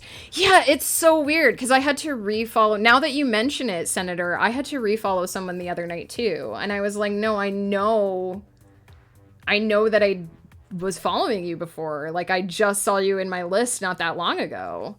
Kali said the same thing, that you weren't on his live list and you weren't on mine. Interesting. So I guess, like, check your follows. Make sure the people that you hang out with, like, a lot of the times I see people going live from Discord anyway. Oh gosh. But like, dang, I don't even know who. No, I'm not following them. I know that's the thing, right? Until you go into their channel again. So gosh dang, it's not like Twitch hasn't done enough. I'm red again. I'm on the sun. It's not like Twitch hasn't done enough to upset streamers lately without randomly unfollowing people too. There's a limit on the number of people you can follow. What? But what's the limit? Did they like tell you the hard cap? I wonder if once you hit that limit and you follow someone else, it drops a follow you haven't watched in a while. That is... I'm definitely not following 1,000 people. I'm definitely not that good at Twitch. I also need to just talk and get it off my chest, but most streams don't allow topics that deep, so I typically say things that would assume bad situations, but not actually talk about it to avoid triggering anyone. I totally understand, Zion. Tonight's not really going to be a very talky stream because I'm going to start reading here again in a minute. But hopefully, if you catch me another time when I'm doing more talky, I can try to listen a bit more. But I would feel bad if you were not getting many responses because I'm going to have my head in the book again in a second. There's literally no way I'm even over 100. I don't know either. Like, I definitely am not. If you follow more than 5,000 users, you'll be limited to 10% more than the number of people who follow you. Twitter does this too. You go to Twitter jail if you follow too many people and they don't follow you back. If 5,000 people follow you, you can follow a max of 5,500 people. If 10,000 people follow you, you can follow up to 11,000 people. But why have a hard limit? Why have a hard limit if you're going to allow it to increase? That doesn't make sense. All right, I need to get back to the reading because otherwise we'll be here all night. I haven't even reached 5,000 people. Yeah, I've definitely not followed 1,000 people. I think that's because a lot of people do follow for follow groups on social media to artificially boost. I guess because it's like that on Twitter too. But like, I don't know. If you can follow 1,000 channels and keep track of them, like. But yeah, it's weird. So, where did I stop? I think I stopped explaining what the story was when the hype train happened. Kaylee is an undamned soul. Aramand has just confirmed that and admitted that he knows a way to get out of hell. And so he is going to lead Clan Virilia and Kaylee deeper into hell in order to get Kaylee out. So that's what you guys have missed so far. That's where we are. And I apologize in advance. I'm about to try and pronounce a bunch of Greek names that I've forgotten how they go. So we'll see how this goes. I have to find where I stopped. I'll just start at the beginning of this page. Refusing to lose more than one day, Assault put everyone on double duty. Several clan members wished to remain in Blalt, which kept their leader busy. It wasn't that unusual for people to shift clans or take up residence at port, but Assault needed to make a show of trying to keep them. In this case, to make certain they received beneficial arrangements. During his absence, Kaylee brazenly strode from her tent to assist with the workload. Between helping the clanswomen note and pack new inventory, she organized messages, assisting the camp children with various tasks. Iselt stalked over to the supply tent around mid-morning just after Kaylee finished assigning a new round of messages to her eager young assistants. "What in blazes are you doing?" he growled, scowling up at her. "Anyone could see you. You know how dangerous outsiders are." Sorry, I lost my place. Kaylee snorted. "With everyone scurrying about like chickens escaped from the coop, no one's going to notice me." Iselt crossed his arms, preparing for a fight. With amusement, Kaylee noticed the thick veins protruding from his neck again. "These things aren't your concern. Go rest in the shade and let us take care of everything." "Nonsense. You don't have spare hands to waste. Did you think I would sit in my tent for the next several weeks while everyone else works their fingers to the bone on my account? It's about time I earned my keep around here." When Assault opened his mouth to protest, she added, "Don't worry, I'll scream my loudest and highest pitch if a stranger so much as looks at me askance." She managed to keep a smirk off her face when Assault narrowed his eyes. Barely. He threw his arms in the air when he relented, disappearing between the crooked rows of tents. As the day wore on, farewells were spoken. Crates were loaded and lashed to the backs of rickety carts. Kaylee helped prepare dinner, retreating to her tent only when the first chill winds began to howl. Shortly after a child retrieved her empty bowl, Assault poked his head through the entrance flap. "We're about to discuss the route to the exit, my lady. Would you like to participate?" She nodded. She expected only Assault and Araman to enter, but several others followed in their wake. Kaylee retreated to her cot to make more space. Assault gratefully flopped onto the armchair, sinking into the tattered padding. Aramand held the flap open for the rest, whom Kaylee recognized only from conversations overheard by the fire. Sullard strode straight to the center of the room and claimed the rug. Camule joined him, prodding the taller man until he yielded several extra inches. The newcomer Thale scurried through the door like a rat looking for a place to hide. He knelt beside the armchair, one leg raised, ready to bolt at a moment's notice. Wardell was the last to enter. He chose to stand just outside the circle formed by the rest. These were Isilt's trusted advisors, the men who organized hunting parties and enforced his orders. Of course, Araman joined them the moment Thale confirmed his story, but she wasn't surprised to find the stranger among their ranks. But she was surprised to find the stranger among their ranks, is what it actually says. When everyone settled, Aramand abandoned the tent flap to complete the circle.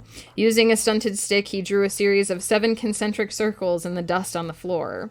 Everyone leaned forward to watch, casting long shadows in the lantern light. When Dwenba and I finished at market, I spent the day chatting with members of the clan. Combined with the information my former companion gave me, I think I have a pretty good idea of Hell's layout. We'll start with the rivers. He drew a large X across all 7 circles. He labeled one with S and the other with a P. He placed the smaller X where the S line ran through Hell's outer circle. Just so you guys know, what he's about to draw is a full circle version of this. This is what Hell looks like in this world. These are the rivers that they're about to start talking about. Gotta go to bed. It's 1:30. Zion, thank you so much for hanging out with us today. I'm so glad you found me. I hope to talk to you again soon. Good luck in all you do and all you have going on. I'm so sorry that I'm falling so far behind on chat. I'm not even sure I follow 100, judging by my Twitch family tree. Writing is cool. I've always been interested in writing. Hey, Dimas, how are you? Welcome in. We are reading tonight instead of writing, but normally we do clicky clacks at this time.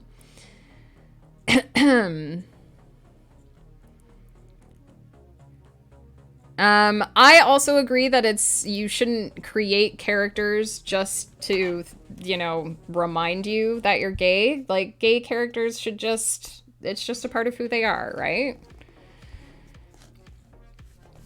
I'm gonna keep reading, because like I said, we'll be here all night otherwise. I like well-rounded characters, no matter what part of the community they're in. So yeah, again, just so you guys, in case you guys missed it, this is what they're drawing, a really rugged version of this. You should never create characters that only serve as a stereotype of any kind. Exactly. And not as caricatures either. You want them to feel like full, well-rounded people. This is us at Blalt on the Styx. We know that the Acheron runs around the outside of Ithilrotha, which isn't of concern, except that its water will become less accessible the deeper into Hell we travel. He drew a final ring around the others and labeled it with an A. The next river is the Cocytus, which sits between the 3rd and 4th circles of Hell. At least we think it does, based on the legends. We'll have to cross it at some point, and we should probably plan to drink from it. I imagine its magic isn't much different from the Acheron's. Sorrow, lamentation, it's all the same. He thickened the line between the 3rd and 4th circles and labeled it with a C. Aside from the Phlegathon, we shouldn't have to worry about the rest. Legend says the River Leith flows between the 6th ring and Hell's center, but only demons dwell there. Besides, the Leith can only be crossed by the King of Hell's grace. The source of the Styx is said to lie beneath the King of Hell's manor, Chalel Ogdul, but since we can't risk being tainted by its touch, it doesn't much matter. Is that why we're headed to Phlegathon? Wardell interrupted. Iselt and I discussed this before the meeting. Distances in Hell are vast, and we need to cross 3 full circles. It will take forever to reach the exit if we travel by foot. And we wouldn't be able to defend ourselves, Iselt added. I've heard rumors of the city. There'd be no safe passage if we had to cut our way through the streets. But why Phlegathon? Camille demanded. The damn river is on fire. Would you rather lose your mind? Iselt countered. One splash from the Styx and we'd all forget what we were trying to do. We wouldn't get far, Wardell agreed. Camille turned his head and spat. Several sharp glances cut his way and he seemed to realize what he'd done, scrubbing at the wet mark with one sandal. How are we going to navigate a river that burns? He grumbled, voice dripping disdain. I'd rather lose my mind than burn to a crisp. Kaylee shuddered. If a damned soul fell into the flaming river, would they burn forever? Bodies in the afterlife seemed designed to endure far more punishment than their mortal counterparts, but surely there was a limit. All we need is the right kind of boat, Wardell reassured with quiet confidence. Let me worry about that. We are going to need a lot of wood, Iselt stroked his scraggly beard. Make sure everyone keeps an eye out while we travel. If we minimize our fires during the crossing, we'll have a considerable stockpile by the time we arrive. I'm sure Dwenba will be pleased, Sullard grinned. She ain't in charge, Iselt huffed. As silence fell, all eyes returned to Aramand. He prodded the 4th ring of his drawing before marking it with a V. Our destination lies in the 4th circle, Vancoren. Vancoren over Mavacoren, if we want to be precise. The trapped lands over the pits. Based on the story my companion told me, the surface of that ring is empty. The demons and the damned dwell below, but almost every inch of the surface is laden with traps. It will be by far the most dangerous portion of the journey. What kind of traps should we expect? Wardell asked. Araman shook his head and lifted both hands, palms turned upward. I'm not sure. My informant didn't elaborate, and at the time it seemed inappropriate to prod. According to legend, they're designed to funnel souls to the pits beneath, but the books I studied didn't give many details. Unleashing a heavy sigh, Camuli rolled his eyes. If every inch is trapped, how are we going to travel there? Need a lot of wood, Ghost. My friend taught me how to find the safe path. Demons need ways to traverse the realm quickly. He learned it by watching them. Sullard nudged his companion with his shoulder. Can't be much worse than the river, can it? His cheerful grin only caused Camuli's scowl to deepen. Speaking of the river, Iselt grumbled, why can't we bypass the traps by staying on it? I'm afraid our destination doesn't touch it, Aramand replied, but we might be able to navigate from further up the river. We'll have to assess the situation when we get there. From the narrowing of Iselt's eyes, Kaylee guessed he wasn't pleased with that response. She swallowed several questions of her own. Why had she agreed to do this? Her friends would be trapped in those pits after she left. How could she allow that to happen? Aramand labeled the rest of his map. The next circle we'll encounter is Jagjaw, the city of discord. As far as we know, the souls inside are left to their own devices, most of the time. The greatest danger there comes from Hell's other inhabitants, so we should stay on the river. Beyond the city lies Ilirgild, the impassable wall. If it's impassable, Camuli started, but Aramand cut him off. We'll go under it. Excuse me? Sullard choked. Both the Styx and the Phlegethon run beneath the wall. How else would they cut through the rest of the rings? I talked to Souls Dead long enough to traverse Ethelrotha's entire circle. They describe encountering both rivers twice before returning to their original destination. I've traveled enough of these lands myself to confirm that much, Iselt said with some measure of pride. It seems a safe assumption. Aramand frowned. The only trouble is not knowing which branch of the Phlegethon our intrepid cartographer departed from. So we're going to search for our bearings in Hell's most dangerous ring. Camuli looked ready to spit again, but remembered himself and swallowed it. Aramand shrugged. It shouldn't matter until we reach the fourth ring anyway. Sullard tapped the edge of the map. By this logic, the Styx and Phlegethon must cut through the Cocytus. Unless the landscape draws the rivers away from each other, Wardell suggested. We're getting ahead of ourselves. Aramand traced the thick line of the wall again. The only way past the impassable wall is to follow the river beneath it. Is that how your friend got through? Thale murmured, speaking for the first time. Aramand winced. He said he swam. I'm sure we'd rather avoid that. And when we come out the other side, Iselt rumbled, my knowledge ends at the wall. We'll be in Samork, the prisons, Aramand replied. Unfortunately, we don't know much about that circle. My companion said he kept to the river because demons roam that ring in patrols. Presumably, they serve as wardens to the prisoners. Silence filled the small space. Kaylee's stomach formed creative and unconventional knots that made her regret eating dinner. What if the demons found them on the river? Thank goodness Aramand hadn't included descriptions of each circle's punishments.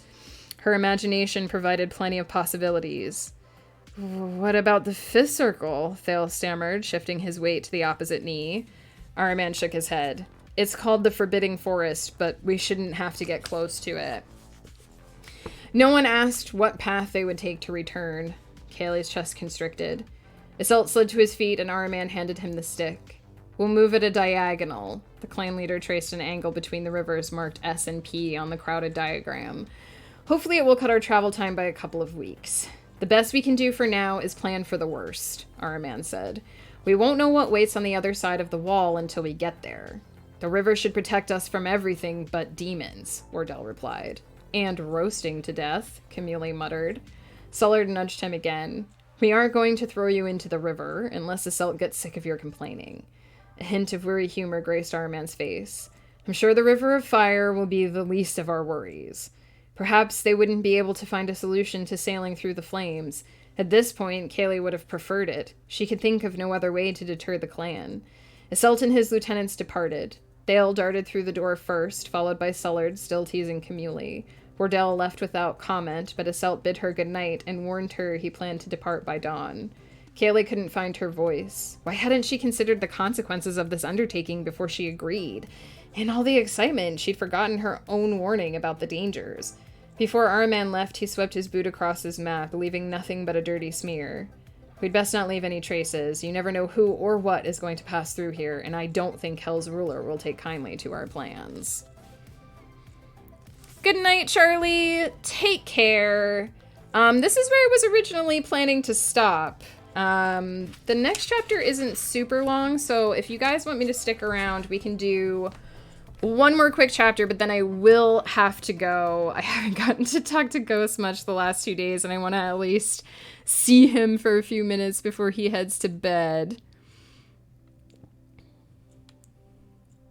Cardboard characters, no matter the one note they're singing, are annoying. Exactly. I mostly play old games where story is a small part of the experience. That's fine. I mostly play story-oriented games myself.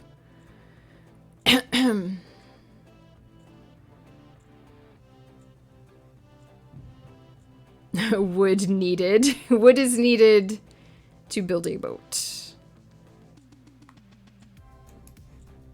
I don't know. I can only read so fast. I feel like so many people are here right now from the raid that I should at least do one more chapter. Ghost Pepper, are you still in chat? Paging Mr. Pepper.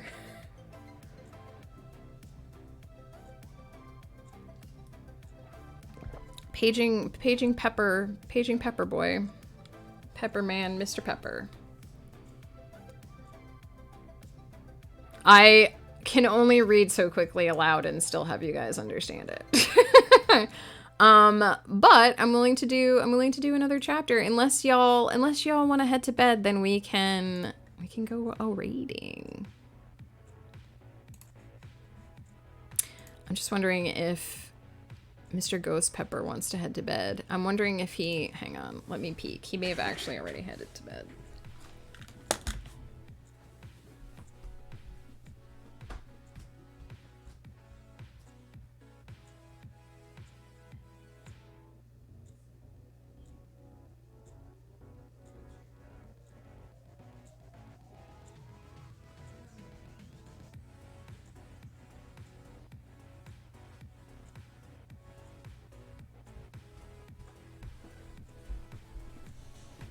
All right, we have a request from the Pepper that I spend time with him, so we're going to stop there. It's a good stopping place.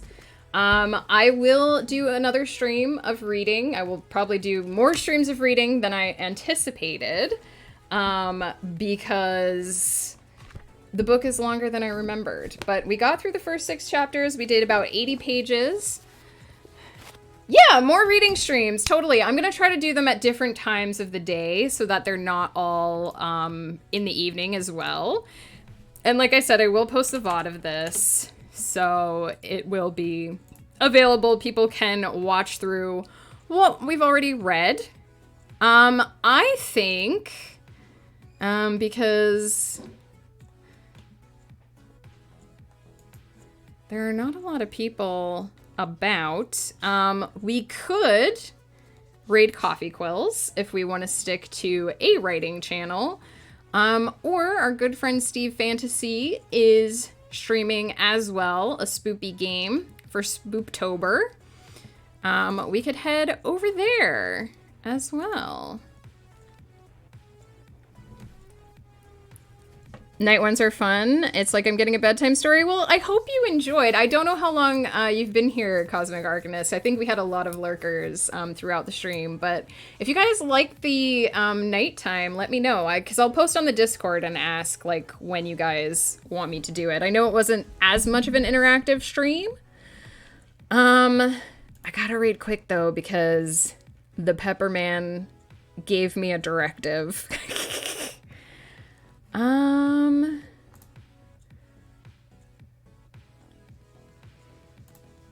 Sorry, I just noticed something that I'll have to block in my DMs.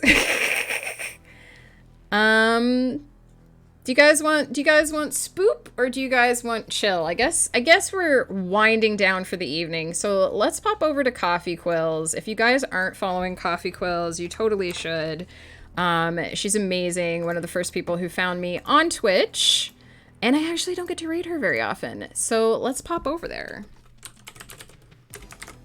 Whoops. That's not how raids work.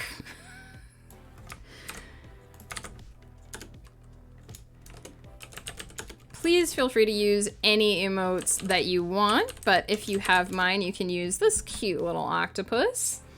for the raid. I'm probably gonna trigger that raid pretty quickly, because I promised the Pepper that I would go hang out with him. Thank you so much for the raids, everybody. That was Sandream, J Chili, Cauliflumps, Senator GG, Demi your MC, Demi D your MC. I got it right in the end. Thank you so much, all for hanging out. I really appreciate it. Whoa Nelly Media as well. Thank you for the raid. You guys are the best. I don't know when the next, reading stream will be. I am AFK until next week. But I'll let you guys know how it goes with the doctor and when our next reading chill will be. Thank you guys so much, and please take care. You're all the best and amazing. Have a comfy, cozy rest of your day, whatever your time zone is.